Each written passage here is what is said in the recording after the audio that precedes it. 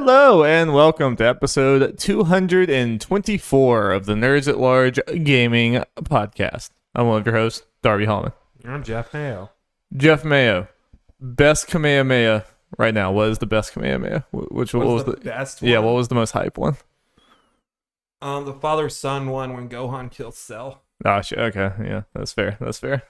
Doesn't Goku somehow die in there too? Does he kill Goku? So Dragon Ball Z spoilers. Gohan beats up Cell and makes Cell puke out Android 18, so reverts back to an earlier form. All right. And he's like, fuck this shit, I'm blowing up the Earth.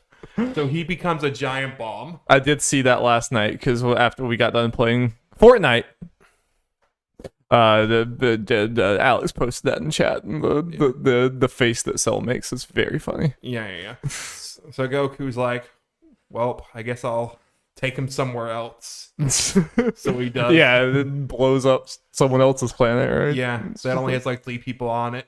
They're like, well, I mean, they all live in the afterlife anyways. What difference does it make to them, really? But Goku, you could have gone anywhere else. Just go somewhere else. What are you doing? Well, the thing is, with Goku's instant transmission ability, he has to find Ki. So he has to go where someone actually is. Okay, this has to be the time to deep lore the fastest we've ever gotten from podcast start to deep lore.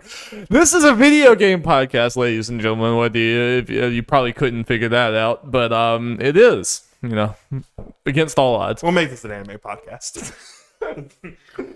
Listen, we did an entire anime Gauntlet, which you can go watch. We'll do it again, goddammit. We'll probably do it again at some point. Jeff, how you doing? I'm doing pretty good. Video games, right? Video games are cool. Lots of video games. Lots of Gamescom action. Yes. Me and you are both playing JRPGs. We're just absolute weebs. And then a bunch of other stuff. So, Darby, let's do what we were just talking about. We're talking about video games and anime. So let's combine them and talk about Fortnite Cross Dragon Ball Super. It's happening. The weebs have won, Jeff. We did it. It finally happened. You can't hold them down any longer. So, yeah, for some reason you've been living under a rock and haven't heard the news. Dragon Ball stuff is in Fortnite now. Something we expected to happen once Naruto was announced, but yeah.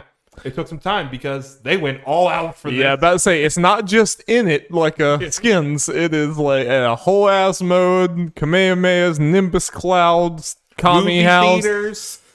I missed the movie theater. theater. You can go to like hubs and actually watch Dragon Ball Super episodes. Really? In Fortnite. They have select episodes you can go into a lobby and watch them. That's incredible.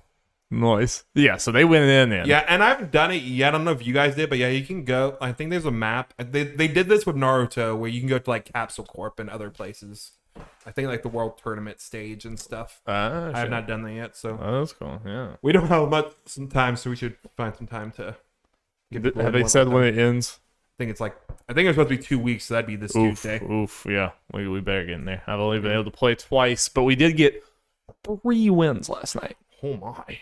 We won 3 out of 5 games. It was hype as hell. Yeah, and I'll say that Kamehameha and the Nimbus Cloud are both fucking busted, but they are very fun. Yep. It's very satisfying. It's just a complete, basically one-hit kill, and it destroys every bit of environment in its path. If you just know the general direction of where they are, it's just like, all right, here we go, motherfucker. Well, it's just so fun. Like, one that stood out when I was playing with Alex and Olivia that session. When we were just in a house or whatever, we can hear people like on the top of it. It's like, oh, they're here, and then everything just kind of starts turning blue, and we hear Kamehameha. I was like, oh shit, and then we all died.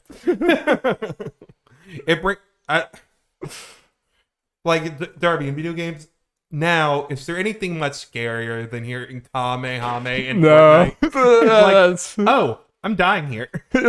Oh, there's a pretty good chance I die here. I'm in danger.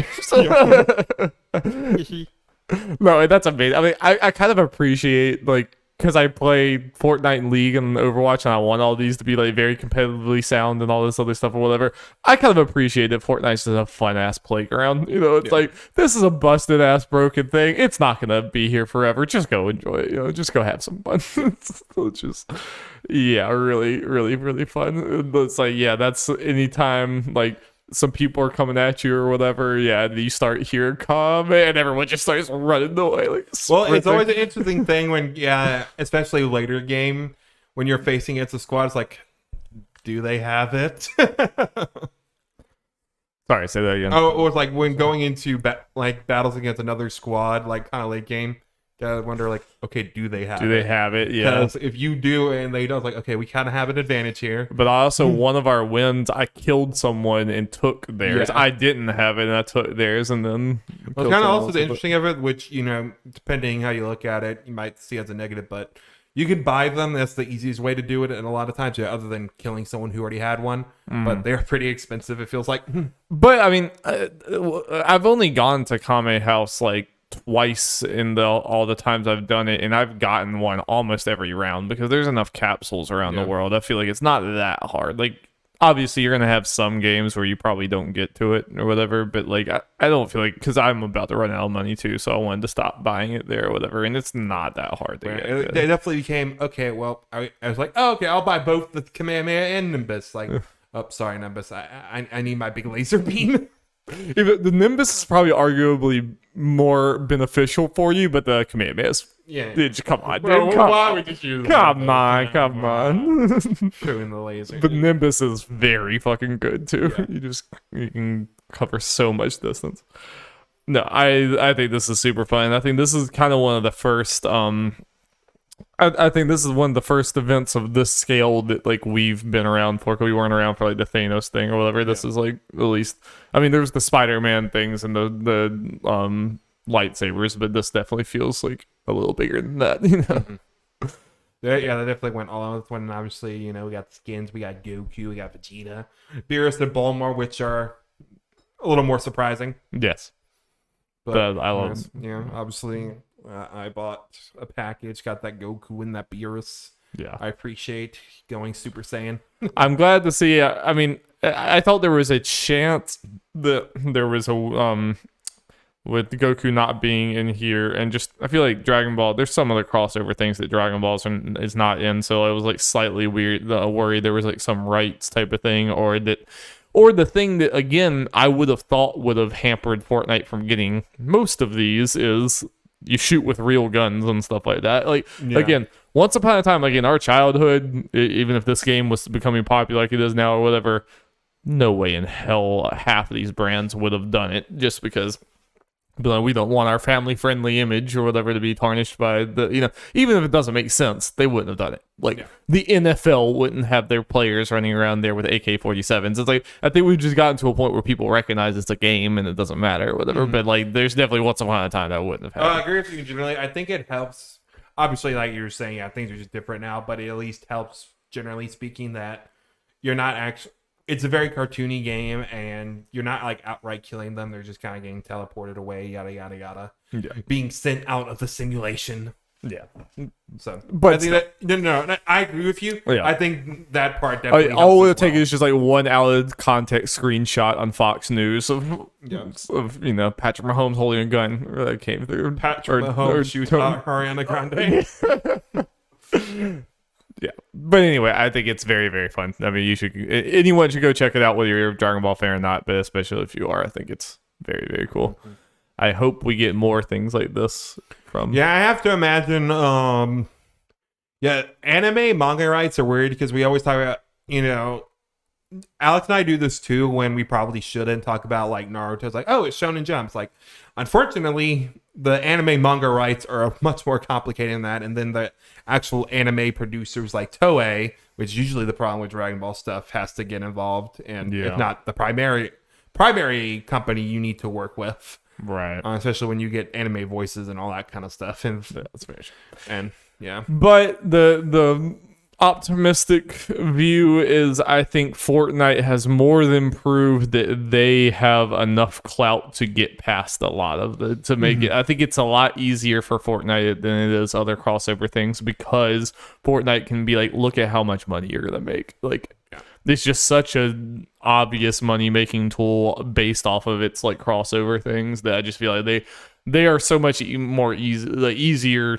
It's like them and Smash are like the two that it's like no one says no to them. It's like, you know, it's like you like Except maybe Nintendo. Yeah, it's, if they come to the table, you know, it's like you're gonna be in there. So. Okay, Darby.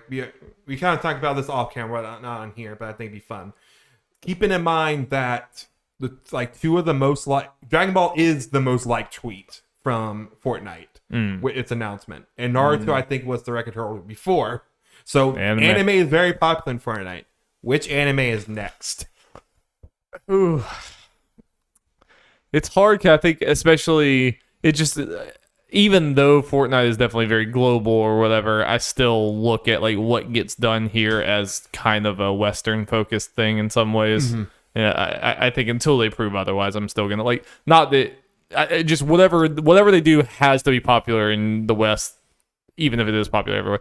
I think those are the two biggest ones I would say. Like as far as just mass appeal. Older people are going to know. People who barely know anime, everyone's going to know. Like my mom would probably recognize Goku at the very bare minimum. That kind of appeal. I think those are kind of the two.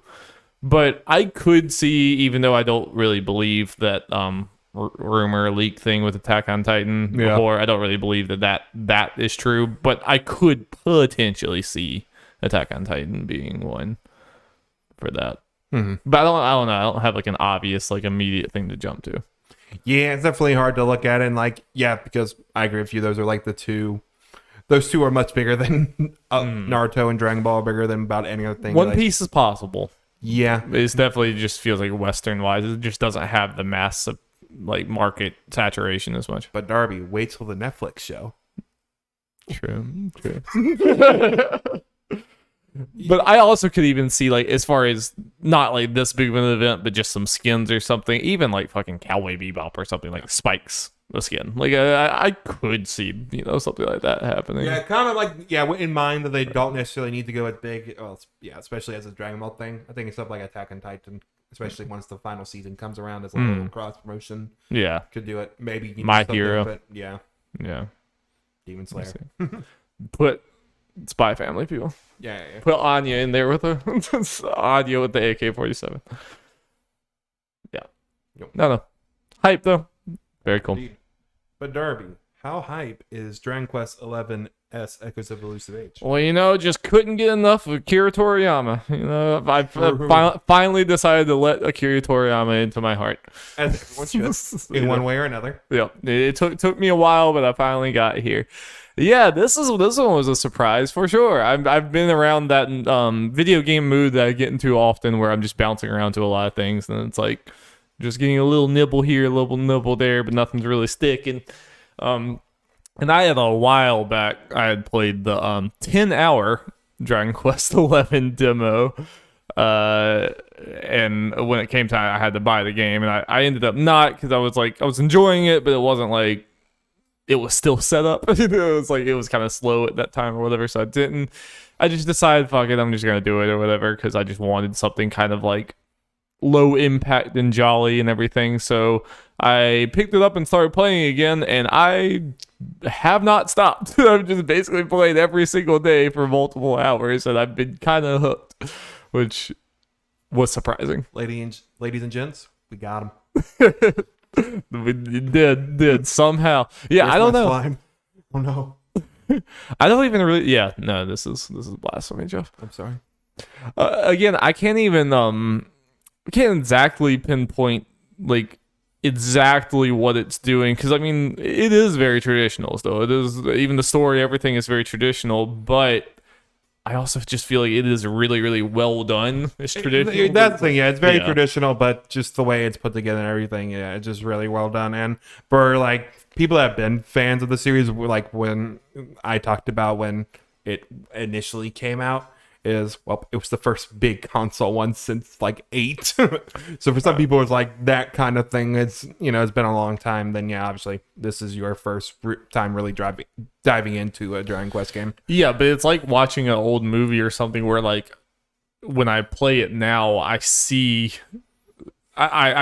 so many other games are obviously taking from Dragon Quest, and it's very obvious that they are, or whatever, which obviously I knew, but I think once you actually play it or whatever, you can really see. Like, I immediately, and I don't mean to completely throw shade on these other ones, but it's like the first thing I thought of when I was playing it is like Tales is a good example of something I think that like really, really, really is obviously the people who are making Tales are inspired by Dragon Quest. They grew up playing Dragon Quest and just like moving around the world. It has that kind of linear but slightly open, but also very linear, like in paths with like the shiny things to go get and all this other stuff. And even the story pacing and the party banter and everything. It's like the pace of how that goes. I very much see that, but it's like those two are a good example to me, and not all Tales. Some Tales are better than others, but especially the less like that one's fantastic. But Arise and Zestiria and Berseria and stuff. It's weird because it feels, now that I'm playing Dragon Quest XI, it feels like those are kind of like a pale imitation of this. It's in some ways, and it's hard to exactly pinpoint why. But like whenever these party members are bantering with each other and commenting on story events and everything, it just feels so much more natural and so much. I just feel like I could grasp onto all of, like, I just like am more endeared to these characters than I am. It's the accent, isn't it? A lot of it, maybe.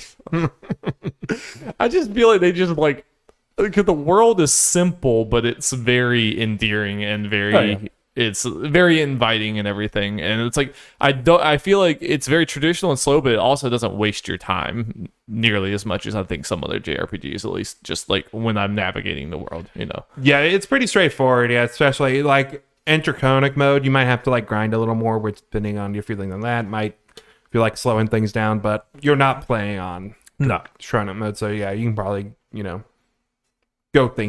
go through things faster. It's been honestly been a pretty good difficulty for me. I have not been fighting everything kind of intentionally, so I think I'm probably staying like a level or two behind where I'm quote unquote supposed to be. So like every boss encounter I've gotten to, I haven't died from any of them, but every single one of them, it's been like I could have died. It was like it was down to the end, and I had like 2 people dead, and it's like I think this is gonna kill. If it doesn't, I'm fucked. And then it killed. I'm like, okay, thank God. That's been like almost every single boss battle, so it's been a good level. And I'm kind of enjoying this being more of a laid back thing. If I was in high school or something, I would have so much free time. I would probably want to more the challenge, but especially when I'm just like playing after a long day of work, I've kind of enjoyed the like slightly less pushback. Yeah. So I'm really into it. Good. I'm really, really into it. I just love the party members. And even the combat is very traditional and turn-based and everything, but I think with the status effects and the pep moves and everything, there's more layers on there than it seems like at first, for sure. And it reminds me of like Final Fantasy 12 type of things where, like, again, I think I mentioned to you that I like when these turn-based strategy type games like this, like, there's a decent amount of setup, like status effects and things like that, and like I like kind of piecing that puzzle together, like using my mage to like debuff them, buff me, do all this other stuff. Like I like when that is kind of required or incentivized in these games, like the multi-party, like, and I also kind of like more when everyone has a role. I like when the healer is a healer with buffs and everything like that, but it's like I don't like it when some of these like turn-based games everyone just becomes an amalgamation of like attackers, or whatever. Like I kind of like the more structured thing in this, and it seems like it not to the level of Final Fantasy X, but it has the Final Fantasy X-esque thing of where you can sub in party members in and out mid battle, and they all have different pros and cons to them. So like I feel like, especially as the game goes on, you're going to be incentivized to like, oh, this enemy is weak against this, I'm going to put I'm going to sub in this person. So Also, a little grid system thing for leveling up for the sets. Yeah, that is. A little more straightforward than 10, but There's a lot of little dopamine things. Yep. There's just lots of like little serotonin bursts. You know, they're just. what's it also has Savanda? So. Sylvando, dude. Fucking Sylvando. He's like the best boy. It's true. He's amazing.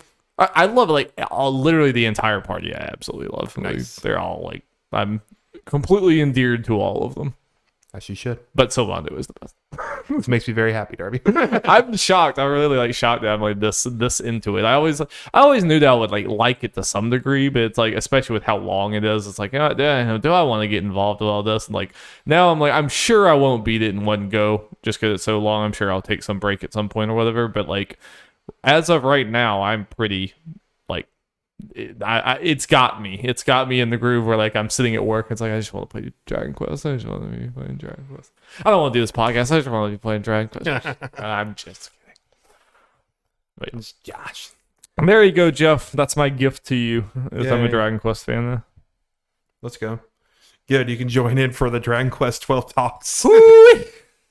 Hey, and Edgy. and Dragon Quest 3 talks when that remake comes out. True. I didn't even think about that. Yeah. I should go back and look at that trailer. I'm sure it's very pretty. Yes. Yeah. We can do that after this podcast. All right. Hell yeah. Although I probably won't have as crazy amount to talk about this, but you know, if we can get little updates here and there and see how I'm feeling.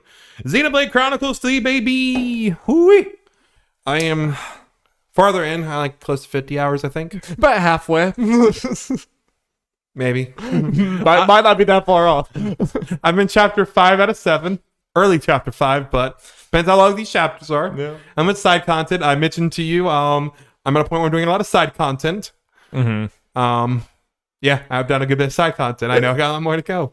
And is the side content good content? Yeah, Fulfilling? so yeah, I feel like something I didn't talk about much last time, but I can now get more into now that I'm far in the game as far as the side content goes.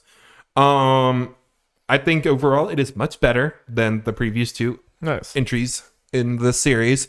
I feel like there aren't as many quests. Like there's still more basic quests where it really just comes down to go here or collect this, yada yada yada. But there's a little more to it, at least with dialogue and stuff. Some of them are just very basic, and I don't really do like a lot of those.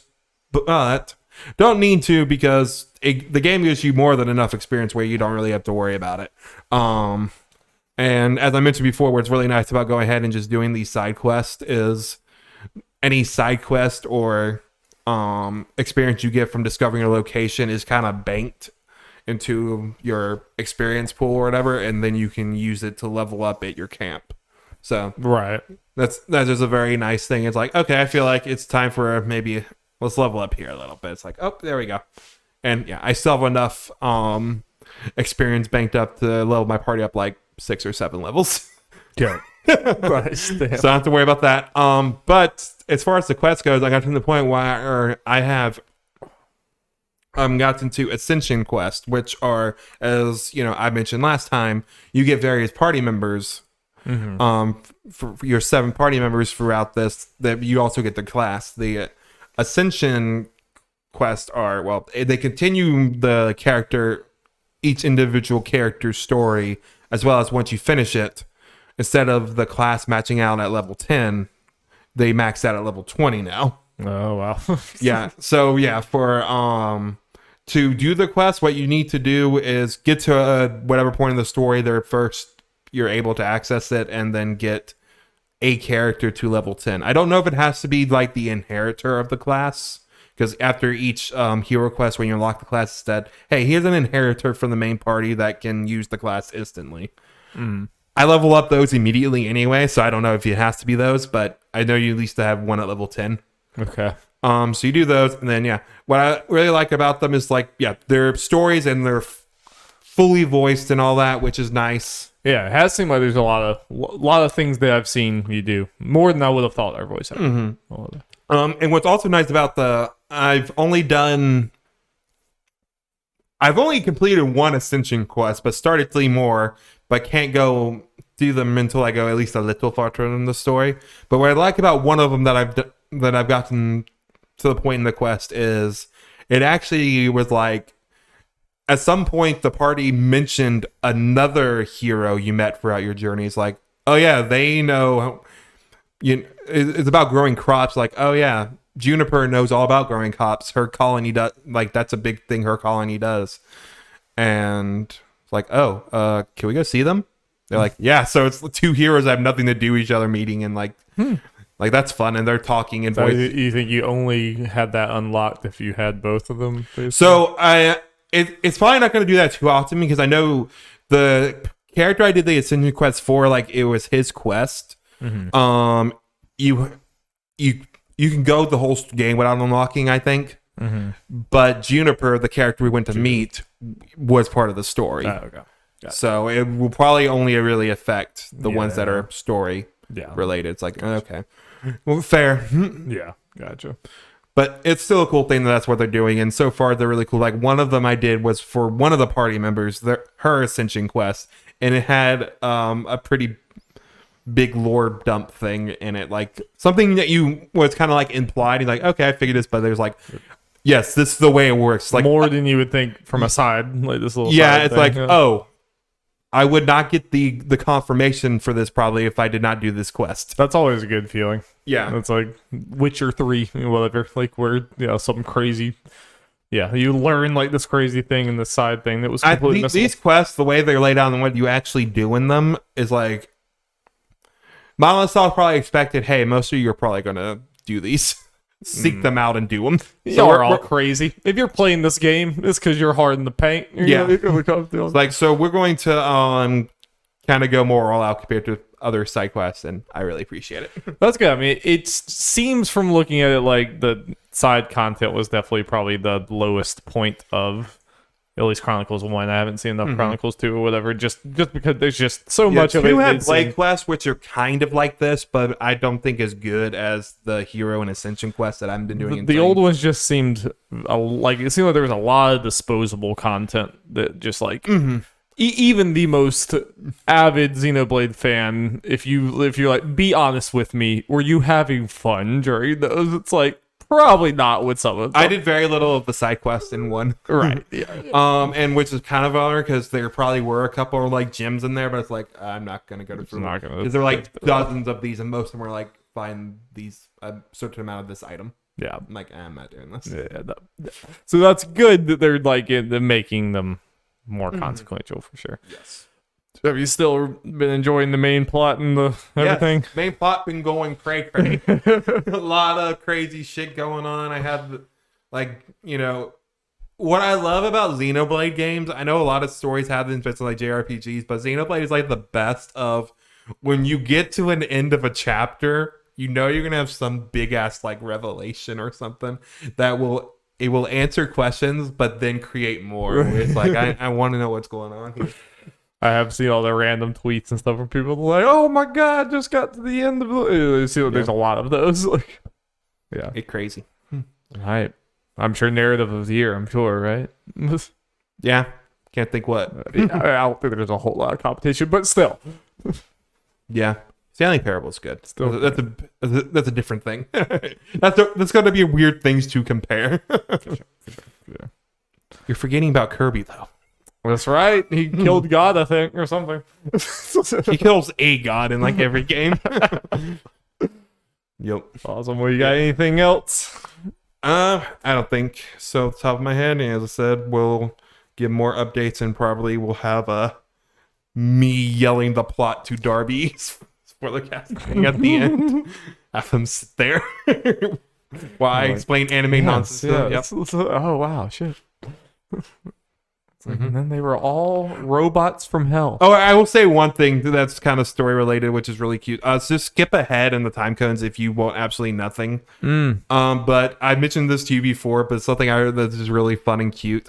The whole story setup where they're pretty much born and bred to fight in wars, so they have like no concept of basic human things. It's like them actually seeing normal things like babies and stuff. It's just the cutest thing. Like, what the fuck is that? Why they're is like it so small? yeah. It's like so pudgy.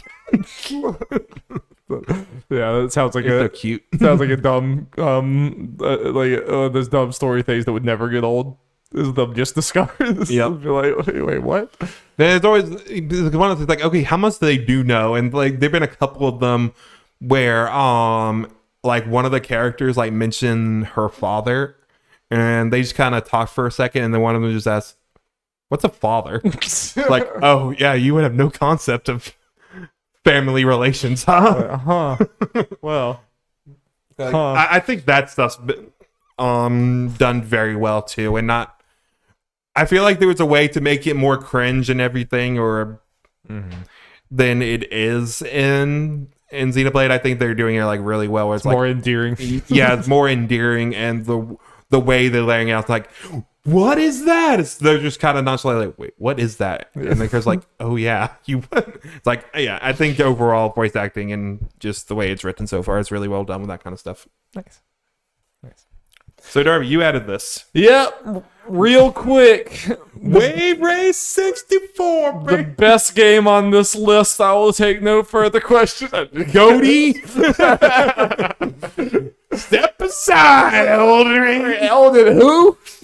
Did Elden Ring have jet skis? I don't think so. I'm sure there's a mod for that. Probably. It could. Oh, please. Yeah, no, I don't have a whole lot to say here, but Wave Race 64 came out on the Nintendo 64, whatever thing on Switch or whatever, so I played it. And I'm obviously a big part of this is nostalgia and everything, and it's like partially a meme thing. It's, you know, it's just like whatever. But I legitimately like love this game as a kid and everything. There is not a whole lot in this game, obviously. It's very, very small. It's almost like a jet ski ad for Kawasaki or whatever it was. But I will say there is an element of like not jokey nostalgia things where it's like legitimately it is very fun to play and feels very good, and it's like it's cool just how different like the water physics feel from like any other racing game. Well, and it's like obviously not the best thing in 64, but it's one of those, because you have those with 64 and PS1 games where you look at them as like this actually looks pretty decent, yeah. It's understandable. We're like, man, this looks so great at the time. It's like, no, this, again, obviously polygons, yada, yada, yada. But it's like, it holds up pretty well visually. It has a style. It just leans into that style of like so bright weird colors. Because it's just a jet ski game. I know. And like, it's kind of fun because it's just one of those games. Like, obviously, it's a far from alone for the ones where like, where is Brave Waste? Yeah, it didn't have to go that hard, but like definitely after playing it again, because I hadn't actually sat down and played it in like years and years and years, like legit, I mean, the game feels like a tech demo proof of concept. Like that's how little is on the game altogether. Legit, it's not just a joke like pleasing the fans type of thing. You could make a new one of these that's really fucking cool. Yeah, because I do think like the water physics and everything were very ahead of its time. It's like pretty damn responsive and cool, and you can actually get good at that, you know, like whenever you turn and whenever you move and everything, it's not just like operating a car where it's like gonna go immediately. You have to kind of like time the waves, and there's like when there's a jump, there's like one barricade in the way, and you can go around the barricade, or you can try to time it right and get on the updraft or whatever and jump it. Like there's, like you said, it's like a little like ad game. It was almost like Sneak King Pepsi Man type of thing. It did not have to go that hard. Go this hard and be this well made, but like I don't want to oversell it because, you know, it's a proof of concept basically, but there is something there. It's not just like this is not just a nostalgia thing. You could really make a new one of these and they'd be cool. I feel like this is one of those games like we talked about before, and unfortunately Nintendo has not done this in a while. You know, they did a couple of those games like give smaller size indie devs, hey, here are our properties, make something out of this. We talked about F-Zero a lot. I feel like this is like Rave Waste is one of those you can just kind of give to me like an indie dev and then just sell it for like $20 in the eShop. 100%. Like, yeah, it would be pleasing the fans and stuff. I wonder if they own Wave Race or if I can double check, or if that jet ski company owns Wave Race.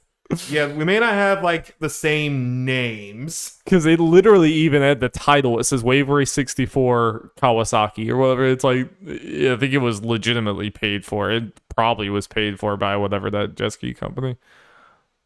But and they made a sequel for it, and Nintendo adds all of this. I imagine if it was like actually like crazy licensing stuff, it would not. They would not be releasing it kind of like they do. And it says they are the publisher, developer, yada, yada, yada. Very nice. Miyamoto was a producer. Well, and it has such a vibe. It has such a 92 on Metacritic, baby. I mean, it's simple, but it's damn good. I played through the championship thing twice, and like I had a fantastic time. Like it's very good. I guess you haven't taken over the Jennies to mess with it No, yet? I haven't. Yeah, I haven't been over there yet. So but I definitely will. She'll be all over that. Yeah. All over that. So that's it. Yep. I'm just like, it was like legit. It went for, I just wanted to do this for nostalgia, but I will say it goes a little past nostalgia. I actually want like a real new one because I think the mechanics are cool. Yeah. I'm very curious, like what's next for the Nintendo 64, whatever. What games are coming next? Because Ray Race was kind of okay. Here it is, coming out like in a couple days or whatever. Right. Whatever it was, and yeah, we're a couple games past the list of games, so I'm curious what's coming next. Pokemon Stadium 1 and 2, damn it. Please, yeah. I'm sure I gotta look at the list again. I think those are definitely two of the main games. Nice. That's like left. Yeah, I feel like we've gotten a lot of the big ones that everyone would be screaming from the I don't think we got rooftops Banjo about. 2E yet, so I'm sure that's coming. And GoldenEye, I'm sure will. Right, yeah, to get through the rights and everything, but apparently they're making a whole ass remake, which might be part of why it won't come, which would be annoying, but because they might not want to, whoever is publishing GoldenEye might not want to Microsoft. Cannibalize it all or whatever by releasing the old ones. I hope that's not. I can't remember. I think we talked about it. I think Nintendo and it's one of those where Nintendo and Microsoft might have some weird thing going on with it. Like, yeah, they both might have to kind of give the okay for it. So it could be they do the remake, but then they okay the. Yeah, I hope we just get both. I really hope we just get both. Because from Nintendo standpoint, or maybe the remake just happens depending on the level of it. It's just on the actual Switch. Could be. Probably not that, but I hope it's a little more ambitious than that. But if that is the thing, we will see. We will see. But until then, let's head on over to Jeff Keighley land with some news. Hit me with news jingle, Jeff. Jingle, jingle, jingle. Opening night live, Jeff. ONL. Own. Yep. Jeff Keighley doing 3 shows a year now. That man, he just never sleeps, does he? 7 hours of press conferences. Lord, Jeff, just chill a little bit. Just a little chill, Leave some bro. for everyone else. You know what I'm saying? A little fucking chill.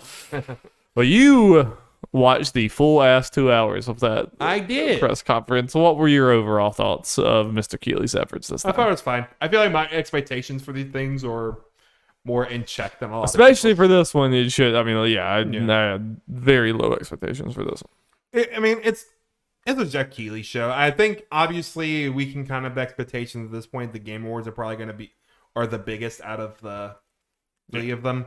Summer Game Fest is going to be the second biggest one, which could get bigger to equal / maybe even because of the timing of the year surpass Game Awards at some point once kind of more cements itself. Yeah, it could. Certainly hasn't yet, but This is obviously the smaller of the three. Yeah, and that's just gonna be the way it's gonna be. It's also, I mean, it's so close to Game Fest, right? Yeah, Game Fest, whatever. It's so close to it that it's like it's hard for it to have too much more heavy hitting. And some of the games in here were games he showed at Summer Game Fest that were just updates, which is fine. Well, especially with how close it is. I mean, like especially with this one, I'm not going to give Keighley too much crap for this because it's not like before Jeff Keighley was doing this. It's not like we were all getting ready for big announcements at Gamescom anyway. That's never what Gamescom was really about. So even us getting this is kind of more than we would normally get from this or whatever. So it's like especially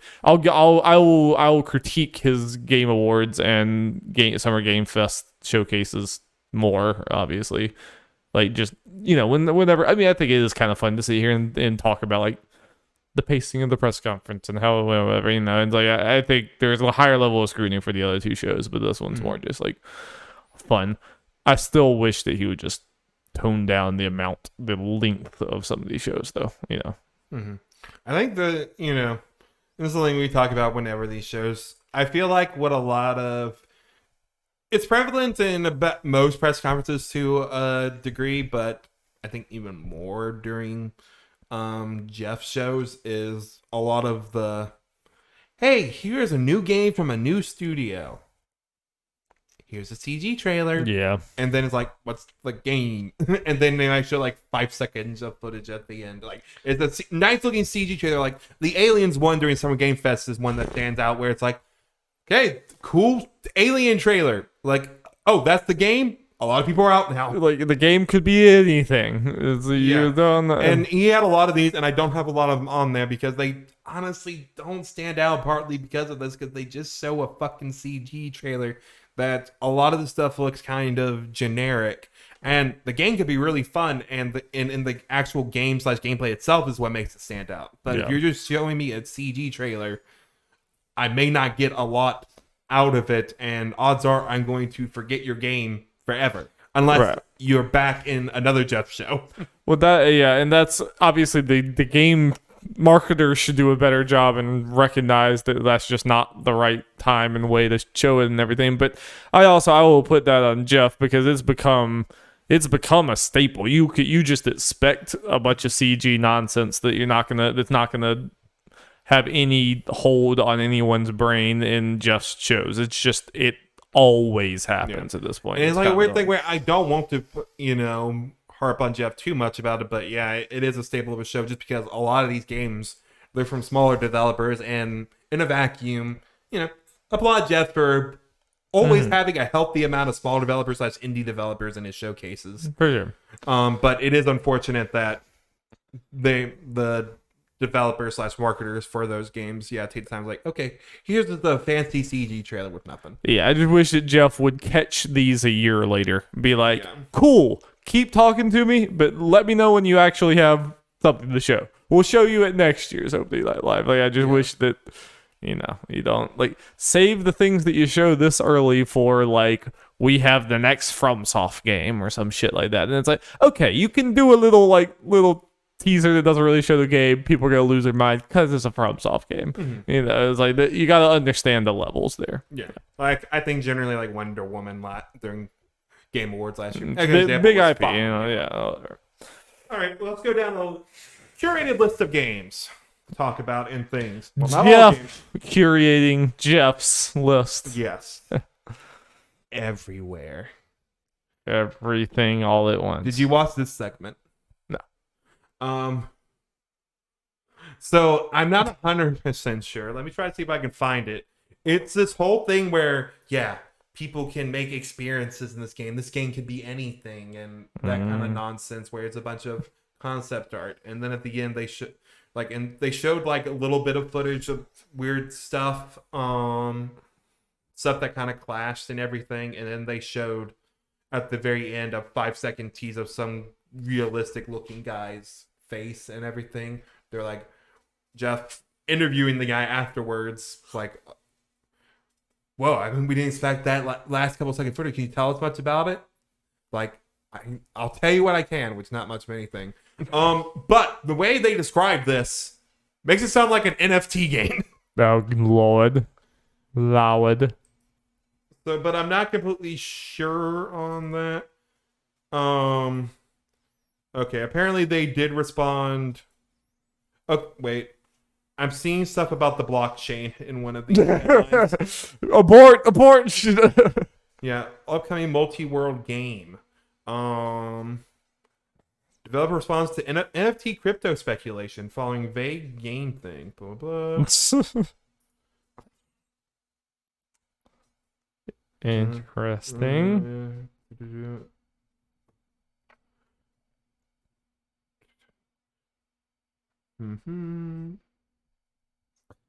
Yeah, they're kind of being based on. I'm kind of reading things real quick. It looks like they're kind of being vague about it, so we'll see how that goes. Okay. It was like, ooh, I did have a feeling because when it sounded like, oof, Jeff, this is how you're starting your thing about this thing that's just, weird potential. Well, that's the one like promising everything. That's probably going to be like, okay, one of those games that okay, it has everything, so none of it's probably going to be particularly great. Yeah, you're asking for unfulfilled promises. Yep. Dune Awakening. Yeah, which is apparently an MMO, right? Am I wrong? Survival MMO. Survival Open MMO. world MMO. Odd. Yep, you cannot tell that by the trailer. It's one of those trailers because of the MMO. The trailer just looks a lot better visually than the game. It looks nothing like the game's gonna look. Well, and if you look at my reaction, you can first I was like, wait, is this Dune? Because I've not read or seen Dune, so I was like, this looks like Dune. Okay, yeah. And then it's like, as it going, like, you better fucking say what this game is. Did they at least say something? The genre? Then the open world MMO thing came. I was like, okay, at least you told us that, I guess. And I used to see shit. But it's still, I mean, it's just like the Alien thing where it's like the trailer could literally be it could have come out and been a card game. I mean, like, it could be literally anything. So it's like, whatever. It's just odd. Like, Dune just does not strike me as like the IP that you would Marvel eyes, where it's like, we're gonna spin this off into a bunch of different things. It's like from everything I've known, a very like kind of more subdued, cerebral, weird universe thing. It's not like this crazy action thing all the time, but it was interesting. I'm interested how that goes. Let's see. Yeah. So imagine this, Darby. Keeley starts a thing like after whatever trailer it is, like, is anyone here a fan of PlayStation? Everyone's like, yeah. It's like, well, do I have something for you? And it's a fucking controller. Oh, yeah. Okay, yeah. It's like, I didn't expect much for PlayStation, but when you open with that, I'm like, The fact that the controller is like, Jeff, you just took what you can get from Sony here. Yeah, that's what Jeff is kind of the yes man when it comes to this. It's just like, even we'll get to it later. Kojima, it's like, you don't have to, again, just like an hour 15-minute show and just cut some of that shit out. Yeah. But Callisto Protocol looks dope. Looks dope indeed. Saw some gameplay. I saw some concerns about just the way the combat was, about potentially infinite ammo and the little force powers being OP. I do think that in the case of this, especially in the force power thing, it is probably like maxed out level wise. Yeah. Because it was just, you literally, it seemed like any time. There might have been a cooldown that we just couldn't see because they took off HUDs. Or, no, well, Dead Space is minimal HUD or no HUD. Yeah, so there's no HUD. Yeah, there's going to be no HUD in this. So whatever. Could just lift them up and then throw them in the grinder. It's like, well, the whole time it's like, well, you're finishing most of the enemies off of that, so why don't you just continue doing that? But yeah, I think those are just in-level power kind of things, and it won't be that easy. At least hopefully not. Yeah. Let us take some suspense out of it. I mean, I am fully with... I mean, I'm not 100% convinced that Callisto Protocol is going to completely land. Like, I feel pretty like good about it and optimistic and everything, but obviously it is still a new team, even if it's veterans or whatever. It's still a pretty new team and everything. So it's like... but I think, like, no amount of trailers I see is going to make me know that it's going to be good. Like, it's just one of those, I'm not going to buy sight unseen. I just need people to get their hands on it. I honestly don't even need any more trailers. I just want to see, people get their hands on the game. So Indeed. Yeah. New Tales from the Borderlands. Yeah. Happy for the fans, because I know there are a lot of people that like, oh, this is the best Borderlands game. Oh, like, the story is really good. Heard lots of that. And they said during it, they tried to get and did get a lot of the original writers from the first Tales of Borderlands. That was a Telltale thing. This is just straight up made by Gearbox or whatever, from my understanding. Okay. That's cool. Yeah, that is cool. Looks like it could be a fun time. Yeah. Sonic Frontier. I did not see this, Jeff. Are you completely sold now? You're like, you know it, Darby. I've been convinced. Like the rest of the internet is like, Darby, this is honestly. Pull up the trailer real quick. Okay. I know you have the thing. Yeah. So this is one of those weird things where, yes, the trailer in a vacuum, I would say looks pretty good. This one? That's the old one. No.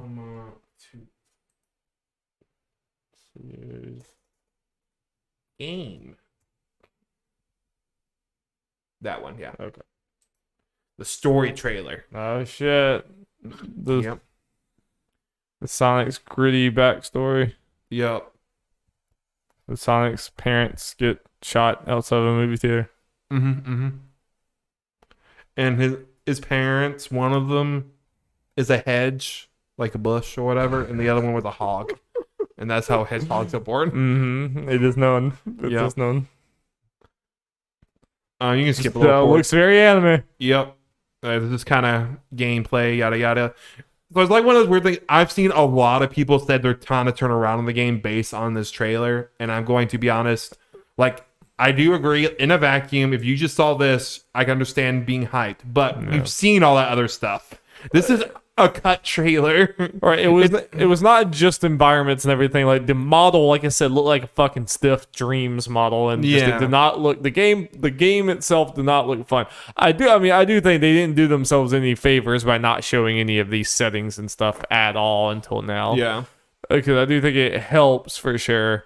I still think like these settings kind of like at first blush, it's like, oh wow, look at all that or whatever. But then when you like stop and start looking at it, it still kind of looks like generic Unreal, like desert, jungle, city. You know, it does not look very stylized like a Sonic game. It kind of looks like, I'll definitely say it looks more robust and looks better. I still don't have any faith that it's going to be fun to play, or that the art style is going to stick with you whatsoever, Yeah. Sorry, go ahead. Sad. But yeah, so he's kind of saying I'm not like sold based on this. Like, again, I'm seeing a lot of people surprisingly are, and that's how disappointment is made. Getting your hopes up in Sonic Team. People are gonna it's Sonic in general. There's people who are gonna make themselves believe no matter what and then be disappointed. Oh yeah, they also announced the release date. It's the day before God of War. Oh, get move aside, God of War, get ready. But also, like, even if I was thinking like, okay, I'm probably gonna get this game at some point, it's like, well, it's around God of War and Pokemon. Yeah, because Blessing and Kind of Funny said, like, yeah, we all have to gear up for the big three: God of War, Sonic, and Skull and Bones, all in the same week. Yeah. I don't know what we're gonna do, man. I don't know how you decide what to play, to be honest. I'm just sitting here like I'm just got to flip a coin. A three-sided coin. I was about to say, That's a weird coin. But I saw a screenshot from someone playing at Gamescom, but something very important.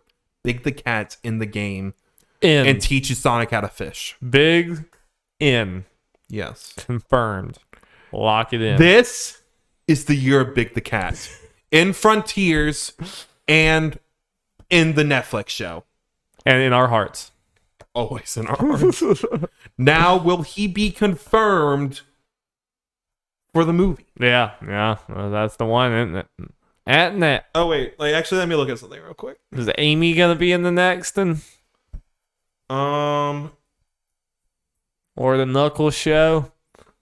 Probably not the Knuckles show. So, apparently, there was a synopsis that leaked, and if I remember correctly, actually, yeah, Amy's in it, and so is Big. This is the year of Big the Cat. Confirmed. Bigger than ever. Big stocks are rising. Oh, God. Buy now, buy. But here's the important thing. Will Froggy be in the movie? We've all been. I mean, all of us Froggy stands have been asking. Yes. We've been out here,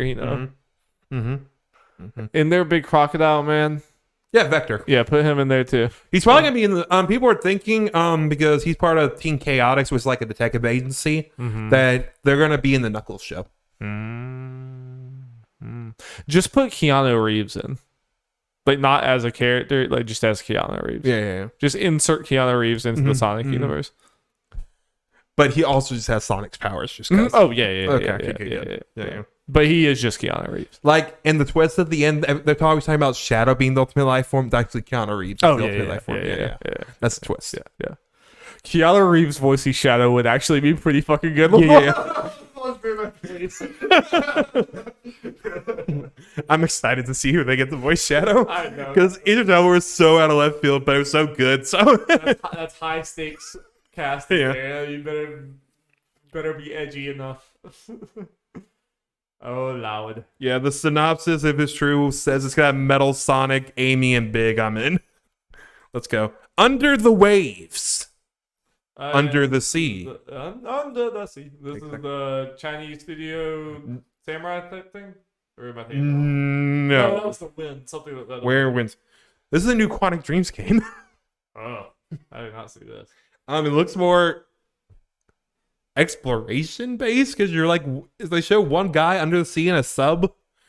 It's the most interesting looking Quantic Dreams game just because it's so different. What's the name of this bitch? Under the waves. Under the... If you want to, just at some point you can open the doc. I have all the links for the videos. All right, what do you think about it? I mean, it's one of those things. It's like a teaser trailer. It's kind of interesting that Quantic Dreams is there, and just this is looks different for them. For sure. This and Star Wars. Maybe doing Star Wars. Oh, is that falling through? I think we've heard stuff that is yeah. Huh. At least very far away, if not in trouble. I think that's what we heard. Damn. And I don't think I'm getting this mixed up with the KOTOR remake, which is also I forgot to put it in the news. KOTOR changing developers. So that, and they were apparently talking about it being this year, and everyone's like, how the fuck was that happening? Probably not. So yeah, Big doubt. Yeah, this definitely doesn't look like a but like any like that. Yeah. no, This does not look like it's a story choice like cinematic game thing. Yeah. Just looks neat. yeah. That must have go alpha, but Quantum Dreams is the thing that's like, weird. That is weird. But Darby, we're about to talk about game of the show right now. Oh yeah. Goat Simulator 3. I didn't have the trailer on the stream the whole time. Whoops. For the funny delays. But I will for Goat Simulator because that trailer is fucking great. Let's go. They actually had actually, it was a little gameplay thing during the Future Games show. Okay, we need to stop like pausing for everything, so I'll just play this one. Yeah. Yes, I mean legit best show of the trailer, right? Wait, best trailer of the show. Yep. So good. I was very interested in what they showed when they announced it, but after this, I'm like, oh, I'm just in. Yeah. No questions asked. At this point, I don't need to see any more of this game, and yeah, just adding the co-op online and local co-op apparently. So that could be a fun little stream thing for me and you to come in here and mess around with for a bit. True. Apparently there is mini games like with this stuff. Good. Like, yeah, King of the Hill and just car things and just a bunch of random bullshit. And I think I saw the map being 18 times larger than the previous one. And just everything they're fucking putting in this game. Pure uncut fun. Just like It's just kitchen sink, everything. Like just you and your squad getting on here is gonna be a lot of fucking fun. Yep. Even if we only play it a few times or whatever, it'll be worth it. It's just play it every now and then, it'll be worth it. Mm-hmm. But it looks like there's so fucking much in it. I think you can play it for a long time. Yeah, this is one I can definitely see myself playing on my own a little bit, but obviously, yeah, wanting to float up with the squad and see what crazy goat shenanigans. In a weird way, this is going to be the silly version of Elden Ring where like if we played separately, it's like, did you guys find this? It just looks like it's almost Breath of the Wild in the sense of like, can I do this? Oh shit, yeah, I can't. Like they were literally jousting on the power lines. Also, I saw something, and I hope this is true, that the developer they decided on the name Ghost Simulator 3 because they forgot they didn't make Ghost Simulator 2. Apparently they forgot. And they're like, we're keeping the 3. I find that a little hard to believe, but I want to believe. I can see it in the way of they added so much to Goat Simulator. I can see at some point they thought, we kind of just made a sequel at this point. Yeah. But I think it's fun, even if it's just a joke. It's hilarious. I love it. Yeah. Yep. So yeah, this game looks great. We will play it in November. I was about to ask. Yeah. When that date was. Like November 17th-ish. This is definitely one of those games. Like, yeah, even we're playing like God of War and the like. It's like, yeah, yeah. We can make some time for some goats. Take a goat break. Yeah. Absolutely, you take a goat break. Yep. Yeah, I am in. I am totally into. And Good. $30, not bad. Let's go. Let's go. Moonbreaker. Moonbreaker, break that moon. Have you seen this one? Nope. I remember you said you all saw almost all of them, but like one at a time before we started this. Maybe I have. I don't know. So this is from. I've seen all of the remaining ones though. Okay. After. This is from Unknown Worlds, who made Subnautica. Okay. And what is the author's name that is they are using? Let me see. Let me try to pull him up. Where is his face? What's his face? What is his face though? I can't find it. Where is his name? Reveal your face. Put it everywhere. We need your face. Moonbreaker. Dang. And Brandon Sanderson. oh, the Mistborn guy. Yes. Whoa, He is doing lore, story, whatever shit for this. that's cool. I listened to his writing podcast. Nice. And read Mistborn. So yeah. I'm sure you're not gonna be surprised. Isla freaked the fuck out when.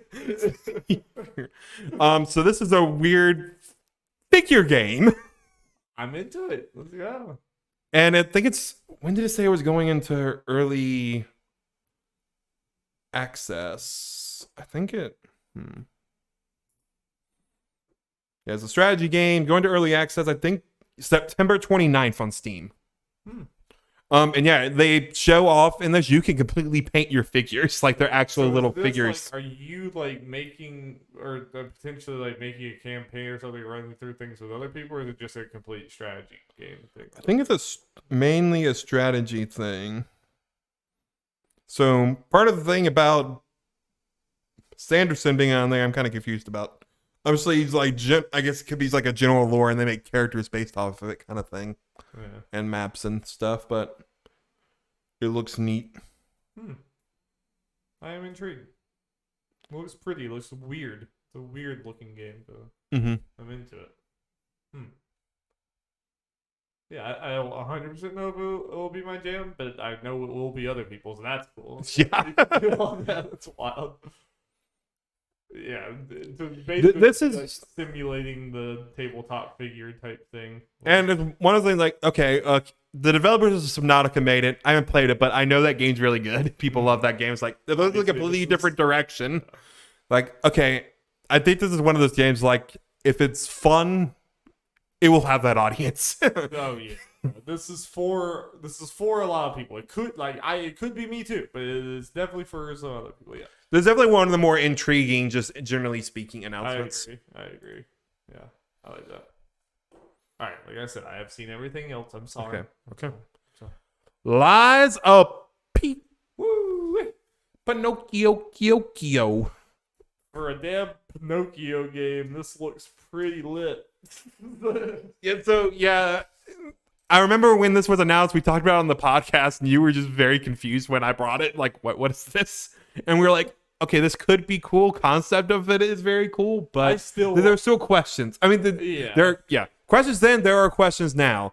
But at the very least, with the footage, and there are extended like gameplay demos that are on the internet now because it is playable at Gamescom. So we can look at that, but I know this is one of those games we need to hear impressions. We need to see how it actually feels. By a studio who's done something big before. Let me see. I mean, I just was worried. Like, it was a cool concept, but I was worried this was gonna feel like one of those bit off more than they could chew. It's just not gonna feel great because I didn't think it was being made by a big studio. I was just like pessimistic about how it would ultimately feel, especially trying to do an action from soft thing. That's not easy to do.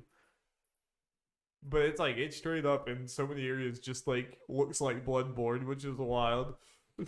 So it's apparently a South Korean studio, Okay. which makes sense considering they won an award. The award stays that stupid. I'm not going to go into it. At the conference, but yeah, it was definitely a Korean guy who accepted it.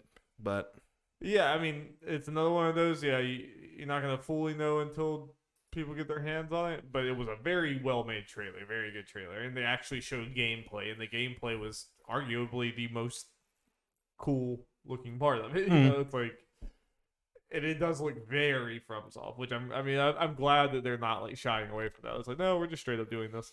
yeah, And just the fact that it seems like it's gritty Pinocchio, obviously, but it doesn't necessarily seem like it's making fun of it or doing like just trying to be wacky, like gag. yeah, I can be a sucker. Like Blood and Honey that Winnie the Pooh. Yeah, That's just like a dumb, almost comedy thing. This definitely seems like it's taking the story, but like, you know, doing it in a cool. and there's Jiminy. Jiminy Cricket. Yep. Yeah, I feel like we get a lot of this gritty shit, but based on what we've seen so far, this is like one of the more can potentially be one of the more well done ones, as far as like translating in and like having stuff from the source material. Obviously, it's a lot different, but and I can't remember if I mentioned this to you. You saw, I think it was announced here as well. It is coming to Game Pass day one. Okay, nice. So that means, hey, unless it just sounds terrible, I will probably at least try it out. Nice. So I am excited for that. Yeah, it looks cool. Intrigued. I think this is obviously one of the Souls-like thing that has some of the most Bloodborne-ish vibes. I know it's got people excited. Big. So yeah, I think it was definitely considered one of the games. I think it, what's the word for like Twitter, whatever. It was trending. Yeah, trending like #1 for at least a hot second. There's definitely one of the Gaming's theme. Yeah. Yeah, most well-received games from the conference, or people are like, "Oh, this looks really good." Yeah, no, that's how you do a trailer, and how they showed it. I think it was a year ago, like in Max's thing.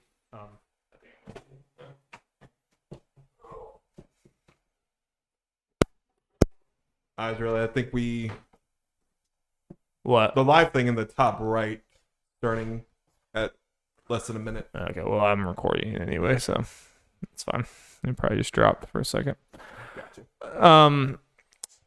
Coming out next year, so we gotta wait a little bit. yeah. This is just the way to do it. You did the little teaser thing a year ago. The concept is a weird concept or whatever. But once they brought it back, it's like, here's actual gameplay in here. That was just a good trailer. Very good trailer. Yeah, that's one of those trailers that works just because it's like, okay, yeah, it might have been a while. I may not even seen the first trailer because I saw a lot of that. Like, wait, there's a Pinocchio Souls-like game where the stuff's like, this is a really, this is a really good trailer in general, but also just a really good, like, if this was the debut trailer, it would have worked out well. Yeah.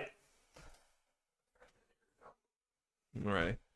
Moving on to High on Life. Darby, are you high on life? Always. Good. I'm happy for you. Yeah. People who can't remember what this is that Justin Roiland game, the Squanch Games game. But going full first-person shooter, more of a normal-ish game compared to... Well, Trevor was a full game. What we consider a normal game. But yeah, this is going even further, it looks like. I will say maybe the trailer they showed during the actual showcase may not have been the best because it was just a boss fight, just straight up footage of a boss fight.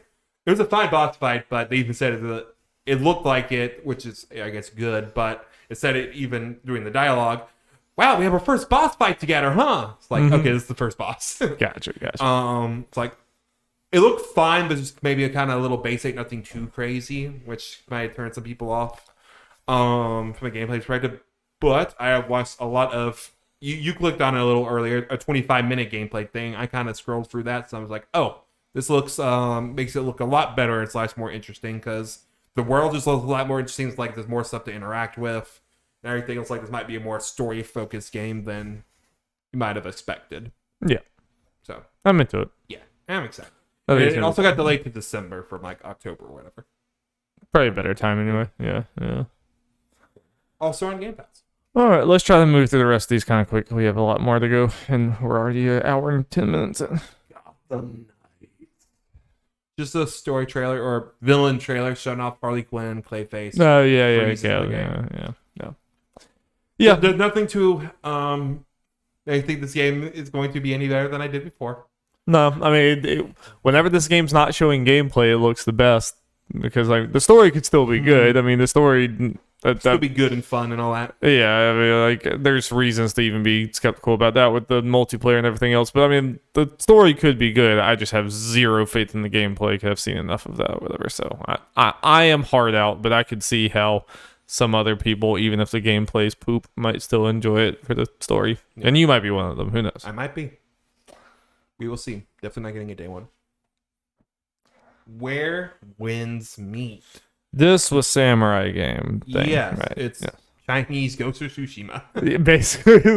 Made by a Chinese studio. Yeah. I think a lot more gameplay was put out there by IGN afterwards. I haven't taken a look at that yet, but definitely looked interesting. Yeah, visually it was pretty, for sure. It's pretty, like, I'm curious to see more about it. At least, personally speaking, based on the trailer, it's going to be compared to Ghost of Tsushima a lot. Oh, yeah. Gameplay looks a lot more interesting than Ghost of Tsushima, or at least more visually interesting. So I'm very curious to see and hear more about it. So yeah, and see how that goes. I like the idea of it and those games and everything, but yeah, Ghost of Tsushima was too much Assassin's Creed. Yes, my taste. No, I'm right there with you. I mean, this is like somewhere more in between, like FromSoft and like some more FromSoft and Assassin's Creed. Like this is somewhere leaning more towards the FromSoft, if that's a spectrum. Yeah. I think, but just from glancing at it, but I did think it was pretty. Yes, I don't 100%, not 100% sold, but for a first showing, it was pretty. Yeah. So Darby, were you sold on Kojima's podcast? Why was this here? This should be a tweet. Just let Kojima tweet about his podcast. You don't need that. It's officially confirmed. Jeff showcases are a place for Kojima to make any announcement of any kind. Any announcement. It's just Jeff, I'm sorry. You don't need to have Kojima at every show. It's just like it's not cool anymore. It's like lost its luster when you do it for every single show, no matter how small the announcement. It's just like, all right, come on, man. Yeah. Yeah, not much to say. I just think he's Boy Who Cried Wolf, and that's the wrong analogy, whatever. He's just overused. He's overused the Kojima connection. The Outlast Trials looks spooky. Does look spooky. It looks like it's actual trials and all that stuff, which is kind of interesting. Like going through like the Saw-esque things. Yeah, I played the first Outlast and enjoyed it. I played some of it, I think. So I might keep an eye on it. I'm into more horror stuff now, so I'll see how it's being received when it comes out and all that. 2 spoopy, 5 me. Will you sit and watch me play it? Sure. All right. We'd be spooked together. That's right. It's the only way I want to be spooked. Yep. Were you spooked by Dead Island 2? The final announcement? I was not spooked, but I was happy that the game apparently is finally coming up. Yes, if you can't remember, Dead Island 2 was technically announced in 2014. Yeah, I straight up thought this was out years ago. Yep. So yeah, it was.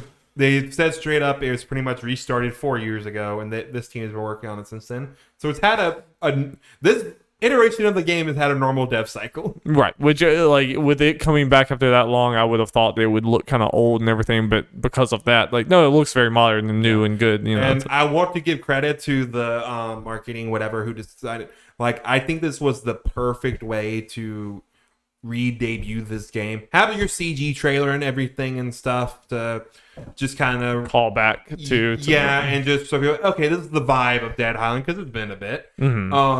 But then go like, oh, here's also a gameplay trailer. And it's also coming out today. Yes, and coming out in February. I think especially a game that was announced so long ago has been gone this long. This was the perfect way to take notes. Bring it back. But also, I think it looked good. Yeah, no, for sure. I said, I was actually was I here when that was announced or something? Somehow I saw that and talked about it with you, but it was like, it has definitely a cool vibe where it's different than a lot of other horror things. I think are all drab and serious and look the same or whatever. This is way more of a bright colors and everything, all that, but it's also It's not that extreme that a lot of those are like. it's also not Dead Rising. wacky. Yeah, it's not really necessarily comedy or something all the time, but it's just like what if you were in bright sunny LA during the zombie apocalypse? It's just a cool setting for it. I like the way it looks, and they kind of talk about it a bit. It might be more like melee based. Like you're gonna have your guns and stuff, but it looks like that stuff might have to use that more sparingly. And they even show like you using your handgun and you just using it and just shoving it through their face. Like, okay, that looks cool. There's gonna be some interest. We have to see like how story and stuff works out and everything else. Obviously, got to see more, but I think so far it looks good, and hopefully it does. I hope this works out for them. Yeah, Definitely will. I think it's safe to say we will see it at the Game Awards. Probably, yeah. Especially with it coming out in February. Yeah. So yeah, that was the highlights of Gamescom opening night live. ONL. Darby, do you like being embraced? I love being embraced, Jeff. Good, because soon the Embracer Group will own you. Oh yeah, I will gladly give away. How much? It won't cost much. Yeah. This is from Chris Scullion from Video Game Chronicles. In a series of press releases made this morning, or whenever, when this article was written, like very early in the morning, the Swedish company announced that it has agreed to acquire a number of companies, including Middle-earth Enterprises. The deal will give Embracer Group a vast intellectual property catalog and worldwide rights to motion pictures, video games, board games, merchandising, theme parks, and stage productions relating to the iconic fantasy literary works The Lord of the Rings trilogy and The Hobbit by J.R.R. Tolkien. The company also announced plans to acquire a number of video game companies, including Limited Run Games, Singtrix, Tuxedo Labs, and Tripwire Interactive. It's also launching its 11th operating group, which will be named Embracer Free Mode. It will focus on the retro, classic, and heritage gaming category, as well as investing in iconic gaming and entertainment properties. Under the Free Mode name, the company also acquired Tatsugen, Bitwave Games, and Geotech. They just went on a crazy thing. Oh yeah, they also said they had one other purchasing that they cannot talk now because of reasons. And I think they said it was like the second or third biggest out of this group. I thought you were about to say it, so that we still don't know what that is. We still don't know what it is, but they kind of said like it's a it's a PC console gaming company, and for commercial reasons, they cannot be disclosed today. And I mentioned like the second or third biggest, I think, out of these acquisitions. Well, if it was bigger than the first, the biggest one, then that would be pretty wild because they literally own fucking Lord of the Rings at this point. Yeah, it's kind of scary and wild how fast this company has blown up, because like it really was not that long ago they were just like, oh, they're kind of reviving THQ Nordic, THQ or whatever with THQ Nordic, and there's like this little thing making some AA games, and then like, oh shit, they own Lord of the Rings. It's like they own Tomb Raider, they own Crystal Dynamics. Like, holy fuck, like what's going on? I mean, like I'm not familiar like a lot with a lot of these studios, like Tripwire Interactive made Maneater and stuff. Like, cool. Nice smaller studio, make some cool stuff. Yeah, but Limited Run Games is on there, which they have their niche, which feels a little random. I mean, as far as what they're doing, if they're keeping Limited Run Games like what it is. But yeah, obviously the Middle Earth one is the most. That's the one. That's the one. Because they effectively kind of bought the Lord of the Rings video game rights from WB. So I'm still not clear. So I thought they owned more than just the video game rights. I thought they just owned the rights. So yeah, like they, I guess, had the deal with the Middle Earth Enterprises for the games and movies and stuff. At the very least, but didn't like outright own them. But now that someone else owns them, unless they make a deal with them, they can't use the stuff anymore, is my understanding. But for more than just games. Yes. For just movies. If anyone makes movies or anything else like that, they go through. Now, if you want to do anything really Lord of the Rings related, you have to go through Embracer. Weird. So, we've talked about, we'll kind of talk it later. Multiversus has been a hot topic on this podcast the last year. Gandalf was one of the first lead characters. Is not really been seen. I mean, little hints little pieces in the data in there, but really mainly scrubbed. This is the reason why. It's like, okay, they're probably told the team, hey, we're probably going to lose the license, or a pretty good chance, so don't bother working on this character anymore.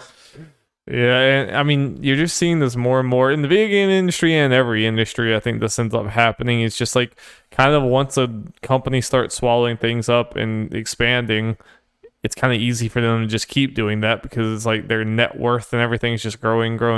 Now they have all these other studios with all these other money making things that even if they spend a bunch of money, it's like, well, they're going to earn so much money from all these new things, these new properties and studios. So it's like they're just going to keep going and going. You saw Tencent just like balloon. It's like, I mean, I kind of saw not necessarily this coming, but I saw Embracer just getting bigger and bigger. You could tell that was coming because just the last few years. And it's like, yeah, it's weird because you don't exactly know where this is heading. But finally, Lorecraft and go to Middle Earth. Let's do it. There's also I'm just like, awesome. Man, the Embracer Smash. The Embracer is going to be lit. Embrace me. Yeah. So yeah, it's gonna be interesting to see where this goes. Yeah, it's just kind of a we all just stand helplessly in our capitalist wasteland while we all get bought up by corporations, and it's just what it is. Which business daddies were available. We nerds at large up for sale. Yeah. Probably just like a nice steak dinner or something. Yeah, but yeah, sure. We're cheap. Because how much money have we made, Darby? I'm not gonna, I haven't done the calculations. Okay. I'm gonna, I don't think we should discuss that on there, Have we made as much money as the Avatar Last Airbender franchise? Yeah, I'm not prepared to say. I need to do the numbers, have my people run through it. I'm not prepared to say. Mm-hmm. Here's from Ryan Dinsdale from IGN. A new Avatar The Last Airbender console game called Quest for Balance is seemingly in development after various versions of it appeared on Amazon and Japan's listings. As supported by Nintendo Everything, a Nintendo Switch version of the game has been listed on the website with a November 8th release date. Listings for PS4, PS5, and Xbox One versions can also be found. Finding that Quest for Balance will be a console game released across most platforms. Listing on Amazon Japan are for an imported English version, meaning the game will seemingly be released with a North American audience in mind. And while storefront release dates are subject to change, November 8th is an unusually specific date for a placeholder. Quest for Balance is apparently being published by Game Mill Entertainment, the company behind several Nickelodeon tie-in games such as Nick All-Star Brawl and Nickelodeon Kart Racers. Given that Avatar The Last Airbender is a Nickelodeon property, it would certainly make sense that it would be working on that title. I mean, am I fair to just refuse to get excited until I see robust? I had a little bit of excitement, then I saw Game Mill. Yeah, it's like they definitely go. Game Mill is definitely known for the budgets.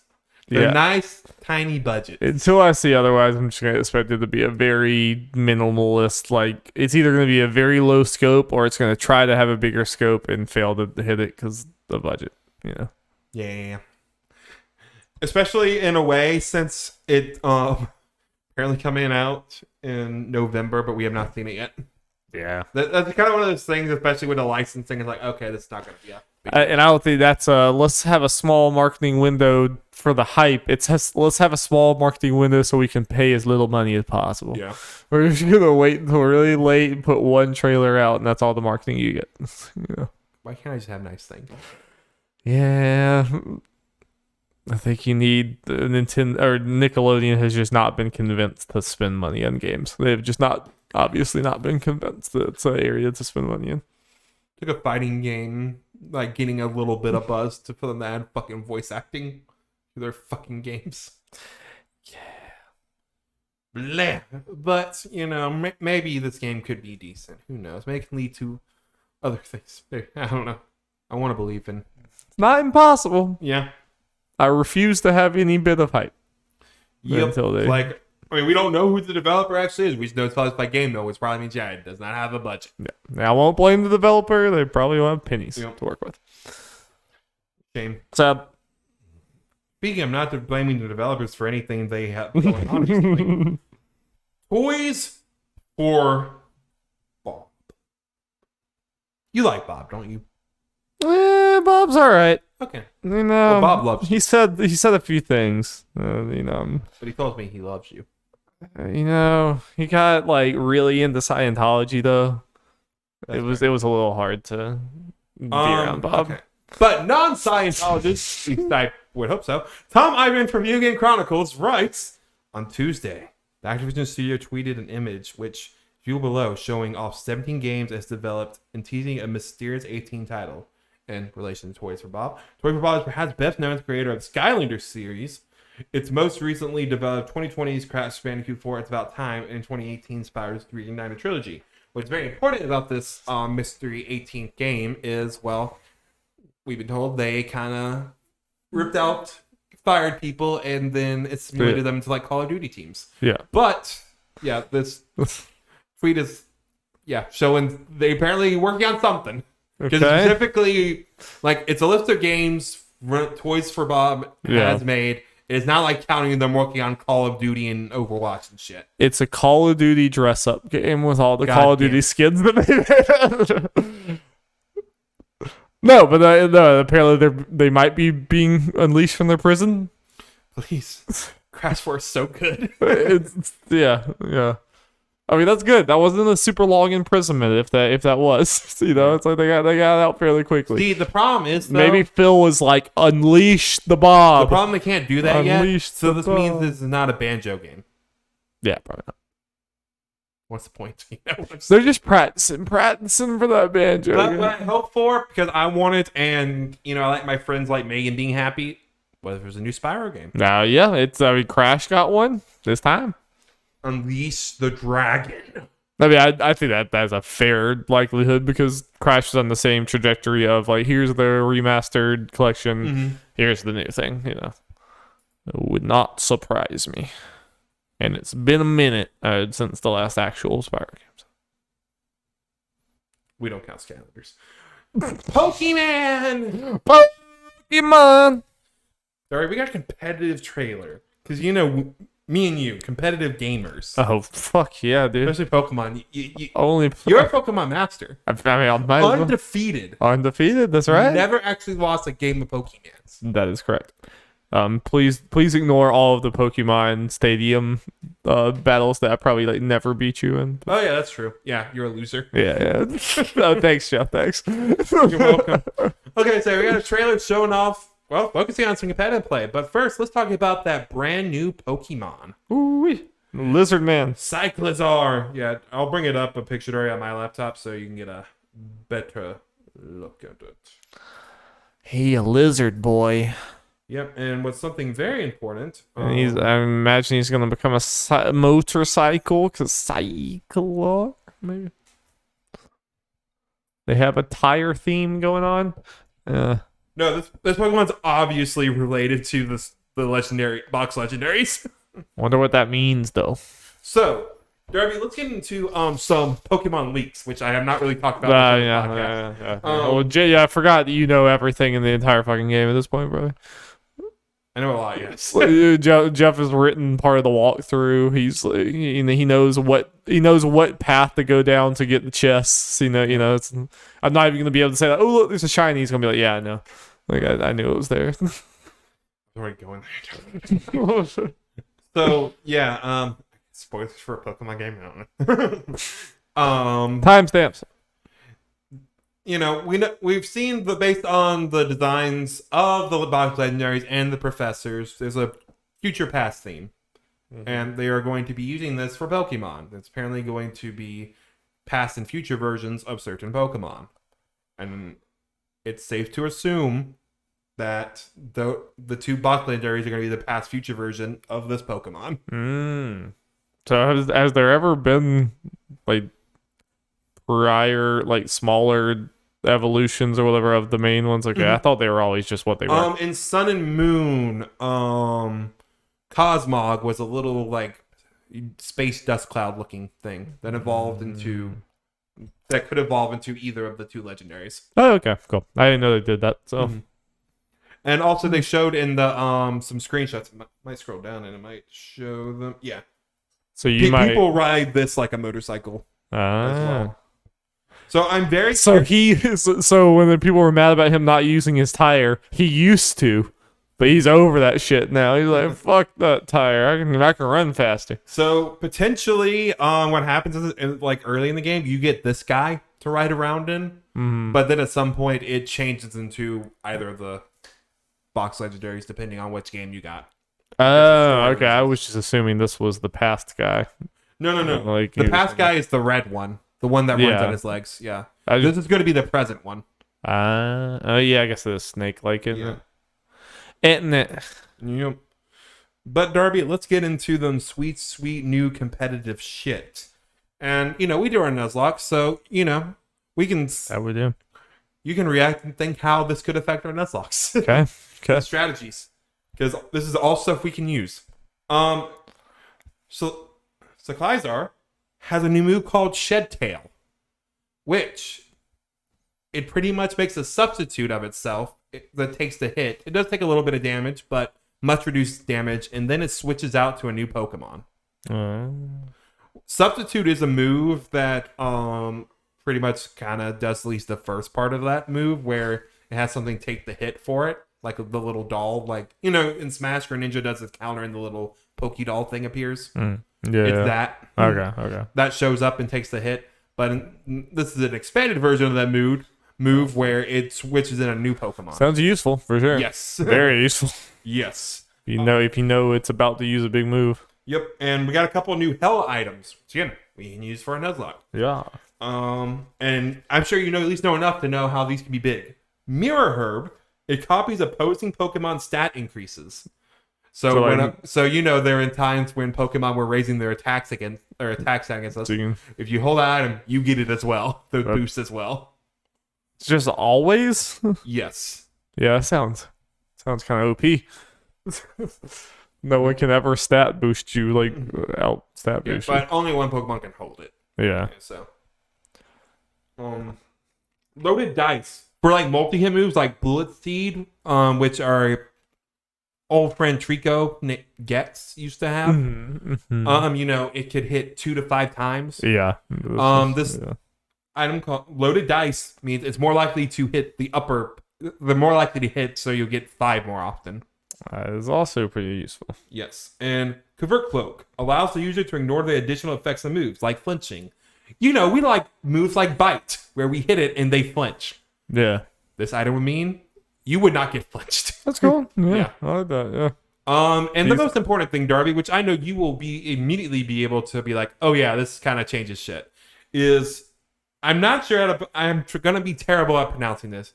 Terrestrializing, the crystal thing. Yes. We've talked about it. It changes the types of your Pokemon. We got some more information since then showing, yes, it replaces both your types. The Daenerys, or Colossal, for example, was Rock Fire.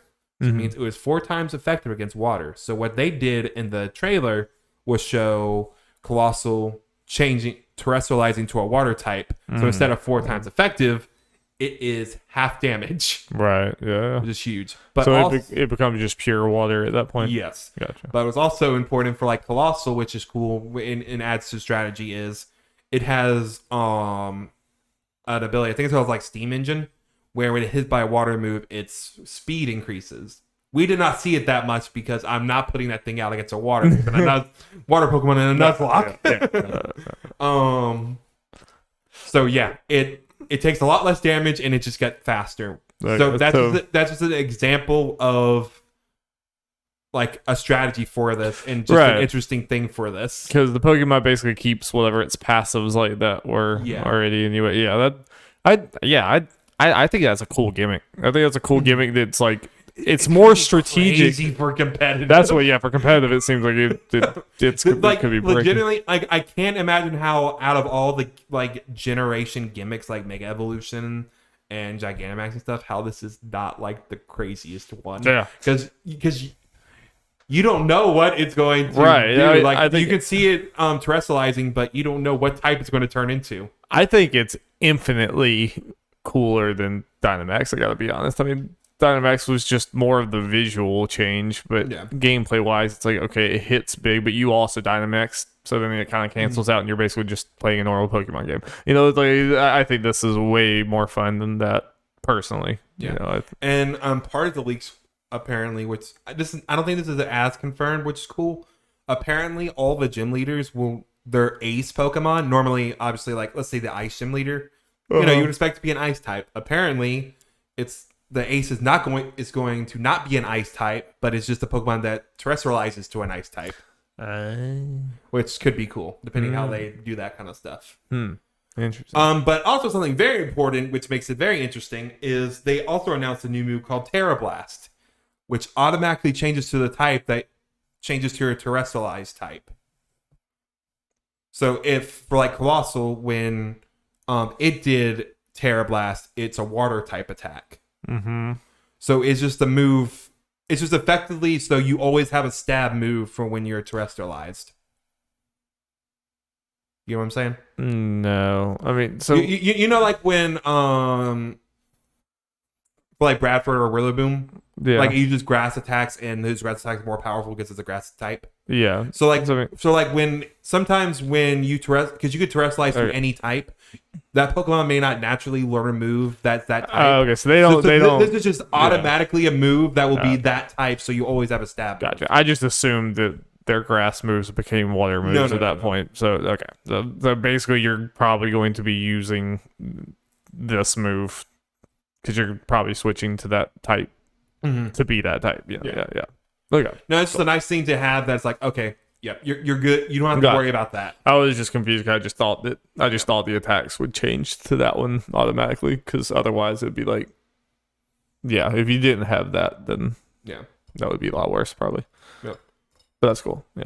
So again, we talked about this could be a very fun for Nuzlocke because when catching Pokemon, it's like, okay, let's see what this terrestrialized type. Yeah. No, I think that's like, that's really cool. Oh shit, that's not good. Or it's like, ooh, this will be fun. It's another randomizer. I love it. Oh, yeah. Well, it also will be fun for like if we do the randomizer like we're doing in our current one. There, it's like I might immediately be like going into let's say a fire gym. I pick a grass type. It's like, damn it. But then I look like, oh wait, it's a water terrestrialized. It's like, oh boy. Yeah, just that'd be fun. It's just another layer. I think it's cool. Yep. All right, moving on. We'll start speeding through these a little more. Darby, Sony did a no. Oh no. They decided to up the PS5 price. Somehow I missed this. The US is spared for now, but in most other regions, I will name them: Europe, the UK, Middle East, Africa, Asia, Latin America, and Canada. A lot of the other major markets. Oof. It said the global economic environment is a challenge that many of you around the world are no doubt experiencing. We're seeing high global inflation rates, so they increased the price, and it looks to. I glanced at the list they gave, and it's like roughly $50. The equivalent of $50 per region. So what is it current? Is it 500 or 600? I think it's 500. 500. Yeah. So like if they do that in the US, it'd be 550. Yeah, I mean, you're kind of starting to see this in a lot of other places. Like, Meta was very bold with theirs. It was just like, here's $100 more. Fuck you. And so it's like you're starting to see this more and more. It's like I think some PlayStation's probably a little more hesitant, but I mean they're selling out of this stuff immediately. Yeah, and it's like I know it's hard to make. Like they can't keep up with demand anyway. So like, I'm not the most surprised, but Microsoft has come out since then. It's like we have no plans to do this at this time to increase the price at this time. It also, I think their business model relies a whole lot less on selling those things, though. That's kind of the difference, Yep. PlayStation's a lot more on we need y'all to start, but I mean, especially PlayStation, like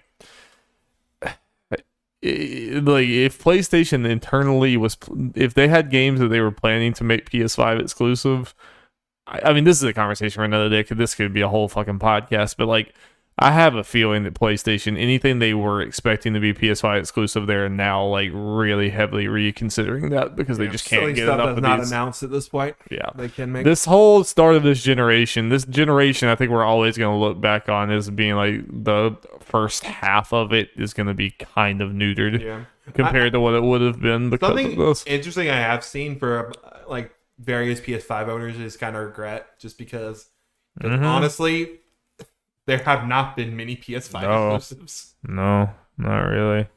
Like God of War isn't. I mean, I'm trying to think. What has there been a PS5 exclusive this year? I know we're getting Last of Us next week,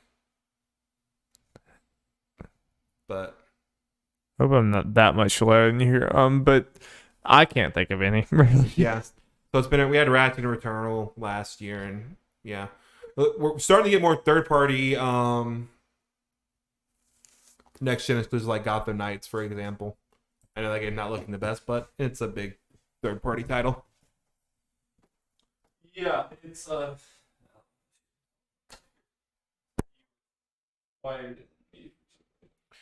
Quiet.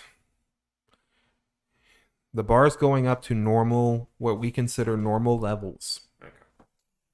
Yeah, it's like in general, I mean, they already, I think, were planning, even though they said the opposite, they were already planning to not like jump into the PS5 like exclusive games very fast at all. But I think now it's like that bar is being pushed further and further out into almost indefinite levels right now because they just can't get enough of these damn things out. Like I think this is gonna be, again, we're getting into another conversation, but I think this is gonna be like the PS3 Xbox 360 generation again, where it's like twice as long as a normal generation because half of it's gonna be spent just trying to get it in people's hands. Yeah.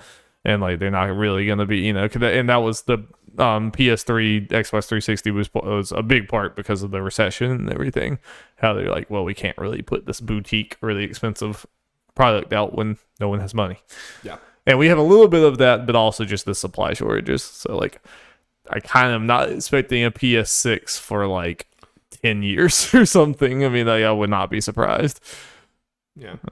I'm generally okay with it not going crazy, maybe because I want to get used out of this thing for exclusive stuff. I mean, I don't regret my purchase because I'm not playing it. I mean, I'm not playing near as much this year just because all the games I want are on Switch this year. But that just happens. I didn't get a lot of play out of it last year, so and I did see benefit in the last gen games, like the PS4. Oh, for sure. Load times. I mean, it's at least it's very beefy. I mean, it's basically having a big PC. Plus, I mean, we got the best PS5 exclusive last year.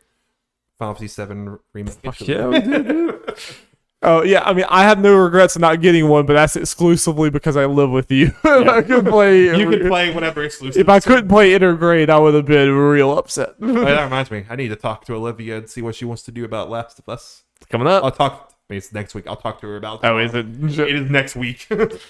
Well, she couldn't get a PS5 by then if she wanted to. So. Yep. She's just going to have to take me up on my offer. At least I beat Guardian, so I have no use of your console anymore. Oh yeah, I should have talked about that on this podcast. Fuck. Oh yeah. Stay tuned next week. Completely forgot about that. What the hell? I beat that game. I don't think I've talked about it once on this podcast. So that was yeah. Damn. Okay. Yeah. Next week or next episode, I beat Guardians of the Galaxy. We'll talk about it. Let's go. Well, it gives me time to refresh myself on stuff, so we can have a good conversation. I just did not think about it. Actually, want to confirm it here? Do you want to have like a mini spoiler cast? Sure. As a main topic? Yeah. Why not? Get into the nitty gritty. Okay, look forward to that. Multiversus. Multiverse. We got new character confirmation. We got leaks. We got sales data. We got all the business. Strap in, Morty. Yeah, Morty's out. Morty played him a little bit. He's fun and crazy. Yes, yeah. He's like I've said. He's more like what I thought and still think Rick is gonna be like, where he's being like a tricky technical character. I bet Rick. Combining the names. Rick is gonna be like Morty on steroids with the crazy and range attacks and stuff. But I like Morty so far. And again, I say this with every character, but it's still true. Whenever I play the characters, like I just feel so good about this team as far as making characters like interesting in the future. Mm-hmm. There are potential doubts with this game still.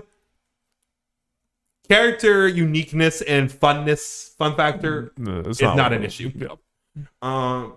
But character choices are. Let's talk about that because they announced officially, kind of through a splash screen on when you boot up the game, that Black Adam and Stripe from the Gremlins. It is going to be playable and they're dating. And they're dating. Yeah. They're very much in love. Yes. Excuse me. Would The Rock want Black Adam to be gay? I need to know his opinions on I this. think Rock is progressive. I think Rock's progressive. He might be progressive and like people to be gay, but does he want himself to be gay? I think he would support it. I have faith. I hope so. I have faith. I have no reason one way or another to believe that. I'm trying to be an asshole.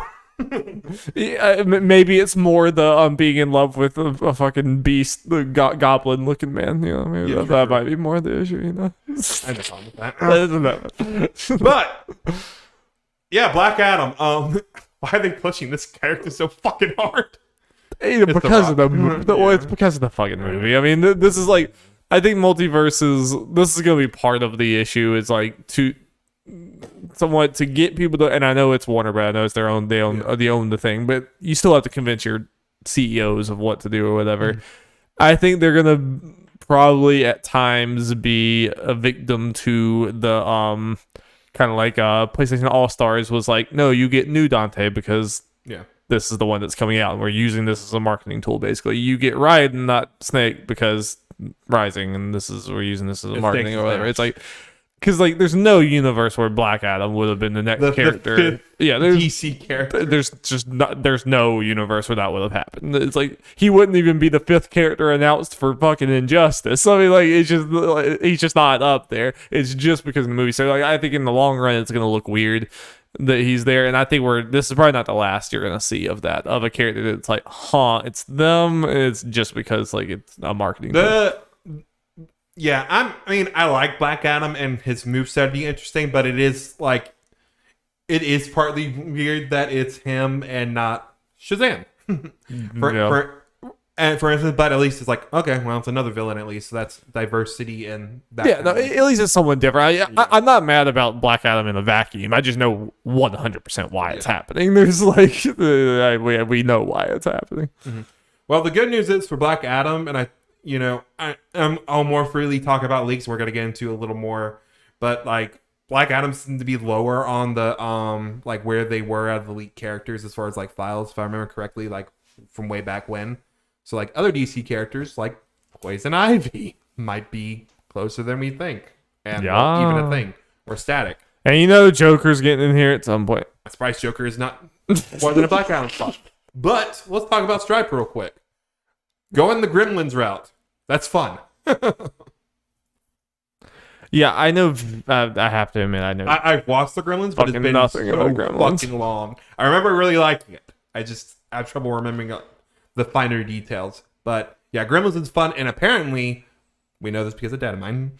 Gizmo, the little gremlin that you think of when you think of Gremlins, is apparently the same character slot as Stripe. And they have different move sets, but they're connected somehow. And it's gonna be curious to see how that works. That is interesting. Yeah, we have one fake room. I mean, I'm sure it's fake, but it would be funny. If people were talking about like the time of day mattered, like for a 12-hour period, it's Stripe playable, the other one Gizmo. That'd be funny. It's wild. I don't think that's true, but I'm curious to see how that's going to work. That would be very weird. There's got to be some kind of thing about why it's like you're switching between them or something to constitute them having, this maybe having the same slot. But yeah, let's get into the leaked characters. That might be 2 of the next ones real quick that are crazy. Beetlejuice and the Wicked Witch of the West from the Wizard of Oz. Let's go. Yeah, I like them from a diversity standpoint. I'm glad, and make the roster interesting. I'm glad they're going the Gremlins, Wizard of Oz, Beetlejuice route early. To make the roster more interesting, because we know we're getting more DC characters and the like. Yeah. Get these out of the way because it just immediately makes the roster more interesting. I agree. Yeah, no, I want you to, again, and I have faith that they will. I want them to get fucking weird. And it's like, I didn't know they owned Wizard of Oz. If I had known, I would have put that in my list before. It's like, let's go. It's just weird as fuck. I love it. Yeah, and it's fun. It's get those IPs out of the way because we'll see what they do. I think Wizard of Oz is going to get more out of, but those 3 IPs seem like ones okay, the characters that they're adding that we know they're adding, those will probably be the only characters from those franchises. Yeah. So again, I'm glad. Go ahead, get them out of the way. I want them.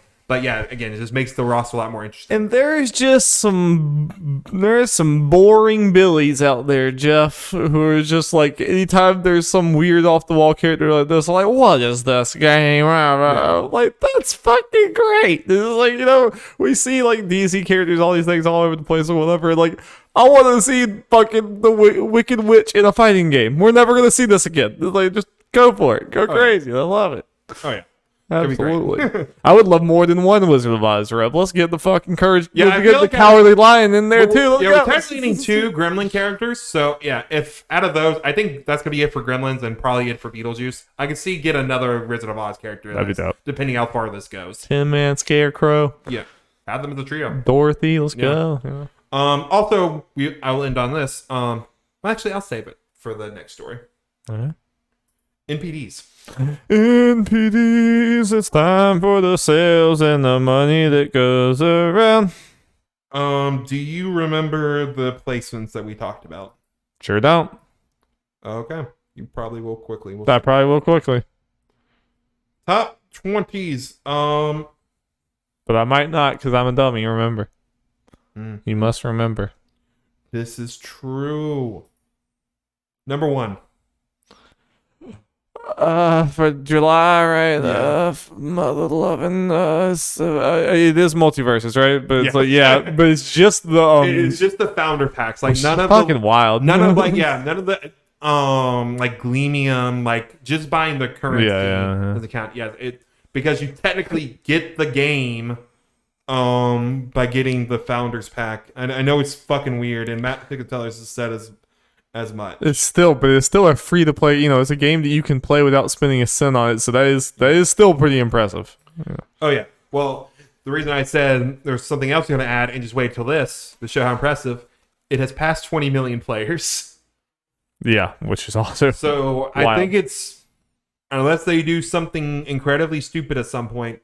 I think Multiversus is here to stay. Just make sure you're talking like directly into the mic. I'm just trying to see. There's no reason why you should be so much quieter than I am. But, yeah. I am talking. But yeah, go ahead. Yeah, but it doing really well. The devs seem very receptive to stuff, like listening to the community and stuff.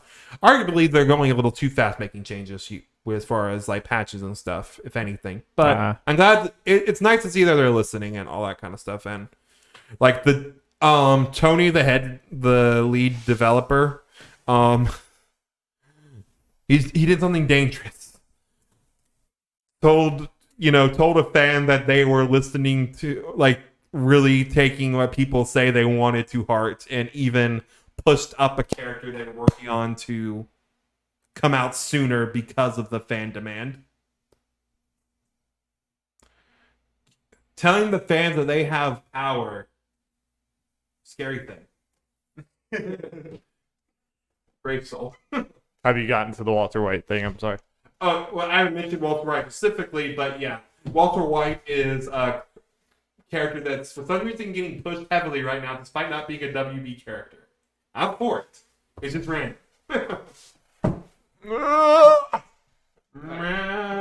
Carry on. Okay. Oh yeah, now my thing is definitely lower. Number 2, okay, that's definitely louder. It's going into the red. Carry on. Okay. Number 2, Darby, what do you think it is? Oh wait, you're not on the mic. It's Elden Ring.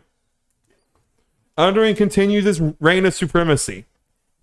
Also continuing a reign of supremacy. Number 3, another WB game, Lego Star Wars. There you go. It's doing very well. I'm sure it's going to keep charting all year. That's an evergreen. Surprisingly, Lego games aren't typically evergreens like this. This one got on. This one. Good for them. Number 4, Darby. Another new game. Another game we talked about on this podcast. A game I really like. Xenoblade? Xenoblade at number 4, digital only. We're only like 2 days of sales. Damn. Power of anime, baby. Power of fucking anime. Let's go, baby. Number 5, Call of Duty Vanguard. Number 6, MLB The Show 22. Number 7, Mario Kart 8. Number 8, Darby. Final new game. Another Digimon Survive. Digimon right? Survive. Let's go, baby. Yeah, I do remember this now. This is wild. Yep. Probably is a slower month overall, but that's still. I think it's still pretty good considering what genre it's in, and it was only tracked for 2 days. No, it's still very impressive. Yep. Very, very. I am pleased, and I didn't talk about it. I played it a little more. Still good shit. We'll talk more as I get further. Just had to come out at the same time as Xenoblade. 9, Minecraft. 10, F122. Number 11, Kirby and the Forgotten Land. Respectable. Still considered one of those evergreens right now. It's been charting pretty well every month. 12, Smash Ultimate. 13, coming up from 22 for some reason, Animal Crossing. 14, dropping down from 5, but still keeping the top 20, Overwatch. Let's go. I kind of why is it so far away? Why is it all the way till fucking October? 15, Pokemon Legends Arceus. 16, Nintendo Switch Sports. 17, Call of Duty Black Ops Cold War. 18, Far Cry 6. Random. Apparently it's 24 last month. Darby, you know what this chart needs? More Call of Duty. Number 19, jumping from 37, Call of Duty Black Ops 3. Because, okay. Probably sale. Yeah, 20, Monster Hunter Rise. Yep. I like it. Hey. Yep. Let's see. Nice. I think it looks like PS5 made the most money. Switch sold the most units. Seems to be the trend. But Darby, let's go through the best-selling games of this year so far. Brandish the Elden Ring. And actually, fuck it. It's the same top 10 as last month. The exact same in the exact same order. Until you change, we will not give you the honor. 11 and 12, Minecraft and Switch Sports Switch. That is the only change on this chart. Whoa. Yep. Darby, let's end on other news. Other news. Other news. Other news. Pentiment, the game from Obsidian, is arriving November 15th. Oh, we didn't know that. That's cool. Yeah. I think we knew it was coming this year, but yeah. And I think people have tried it out and previews. I have not listened to anything yet. Yeah, I was like halfway through Easy Allies. Sounds like people are liking it? Like, yeah. So Brad was still in the kind of like setting the game up phase, so I didn't really hear his big thoughts, but it sounded like he was liking it. Cool. Well, okay, it's time to talk about a little everyone gets a movie/TV show section. PlayStation is working on a Gravity Rush movie. I am very confused because it didn't even do that well as a game financially. But if it's an anime thing, I think it could be very good. The people that are working on it make it sound like it could be live action. Fuck. If it's live action, it changes the calculus considerably. Yep, we'll see. PlayStation is working on a Days Gone movie. Yeah. The Umbrella Academy director is going to adapt Horizon for Netflix as a series, and Aloy is going to be the main character. Yeah, so I wonder if it's just retelling the. I mean, it probably is. Yeah, I like Umbrella Academy. I mean, the Horizon, well, at least Horizon 1 story is cool. They have to give that show a budget. I was about to say, to look good, it's got to be like, Just go ahead and cancel One Piece and just send its budget over there. I mean, it's definitely not as hard as One Piece would be, for sure. Oh, I know. Not even close. Stop with One Piece and give your budget for Horizon. I was about to say, if Game of Thrones can look as good as it does, you can make those things look good with CGI, but you just would need to give it a lot of budget. It would just need a lot of budget. I mean, that one could be good. Because, I mean, even when I got done with the first one, I was like, that was a cool sci-fi plot. I think more than likely it would become kind of generic-y, but, like, it could be cool. Yep. BioShock going forward at Netflix, announcing its director Francis Lawrence, who was the shit that he has worked on. Blade Runner 2049. No. Sorry. Yeah, the director, like Hunger Games stuff and some other things. But the screenwriter Michael Green, who has worked on Logan and Blade Runner 2049, which is the thing that gets me excited. Fantastic movies, both of them. So I have hope for this because it's a movie. That could also really can work. Yeah, I agree.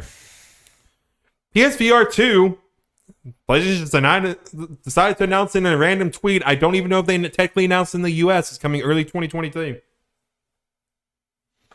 That's around what I expected it. Yeah. Elden Ring has passed 16.6 million units sold.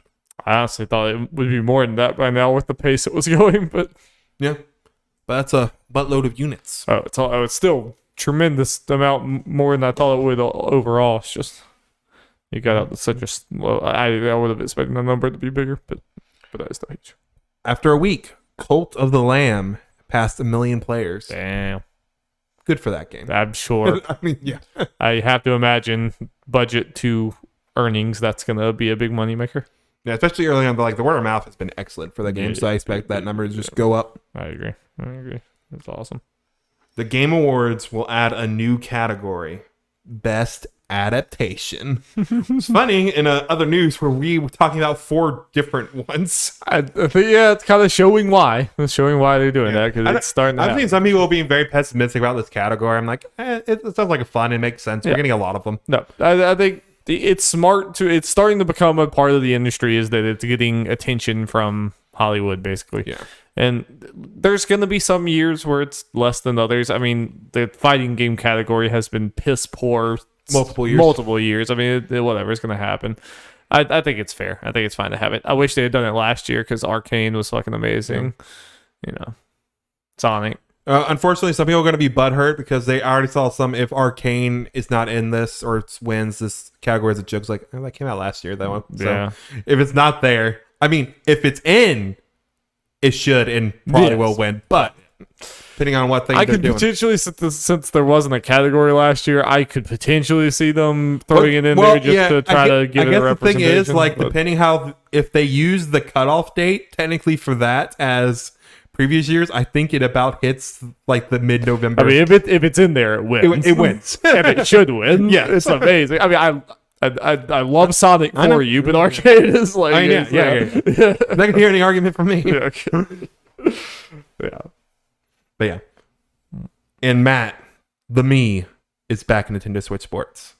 Yes. I need to go in there and do the inputs, but that's amazing. There's like. Yeah, you have to do some weird input to get them in there. That's incredible. He's going to beat your ass. No, so I with pleasure. You got beat and you're like, another sub. That is hilarious and so good. And yeah, the fact that I love that it's not just like you choose an option. You have to like do something. Yeah. I don't think it's that complicated. You can make his me, but it's not the Matt. No. Yep. Yeah, that's like the team is having some fun. Yeah. I enjoy it. I'm excited for them to put golf in there. Oh yeah. I don't know when that's supposed to happen. I think not to the fall. I think sometime this fall, which we're technically getting close to. Technical fall. Please, the sun. I hate it. The sun needs to go away. All right. Well, thank you, ladies and gentlemen. Got just over the 2-hour mark again. That's what we tend to do. Yeah, we're doing every other week. It's fine. Exactly. But I am hungry. So, thank you, ladies and gentlemen. We'll be back next time. Maybe Guardians of the Galaxy, either on the podcast or separately on the Spoilercast. I look forward to that. Xenoblade, Dragon Quest, all the shit. Will Splatoon be out the next time we do? Will Splatoon be out next time? Our scientists can't tell. There's no way to know. It's impossible, Jeff. Don't even try it. It's impossible. No one can know. No one can possibly know. Depending when we record, maybe. Maybe Splatoon. Maybe we'll push it back just to have Splatoon on there. We'll see. Bye.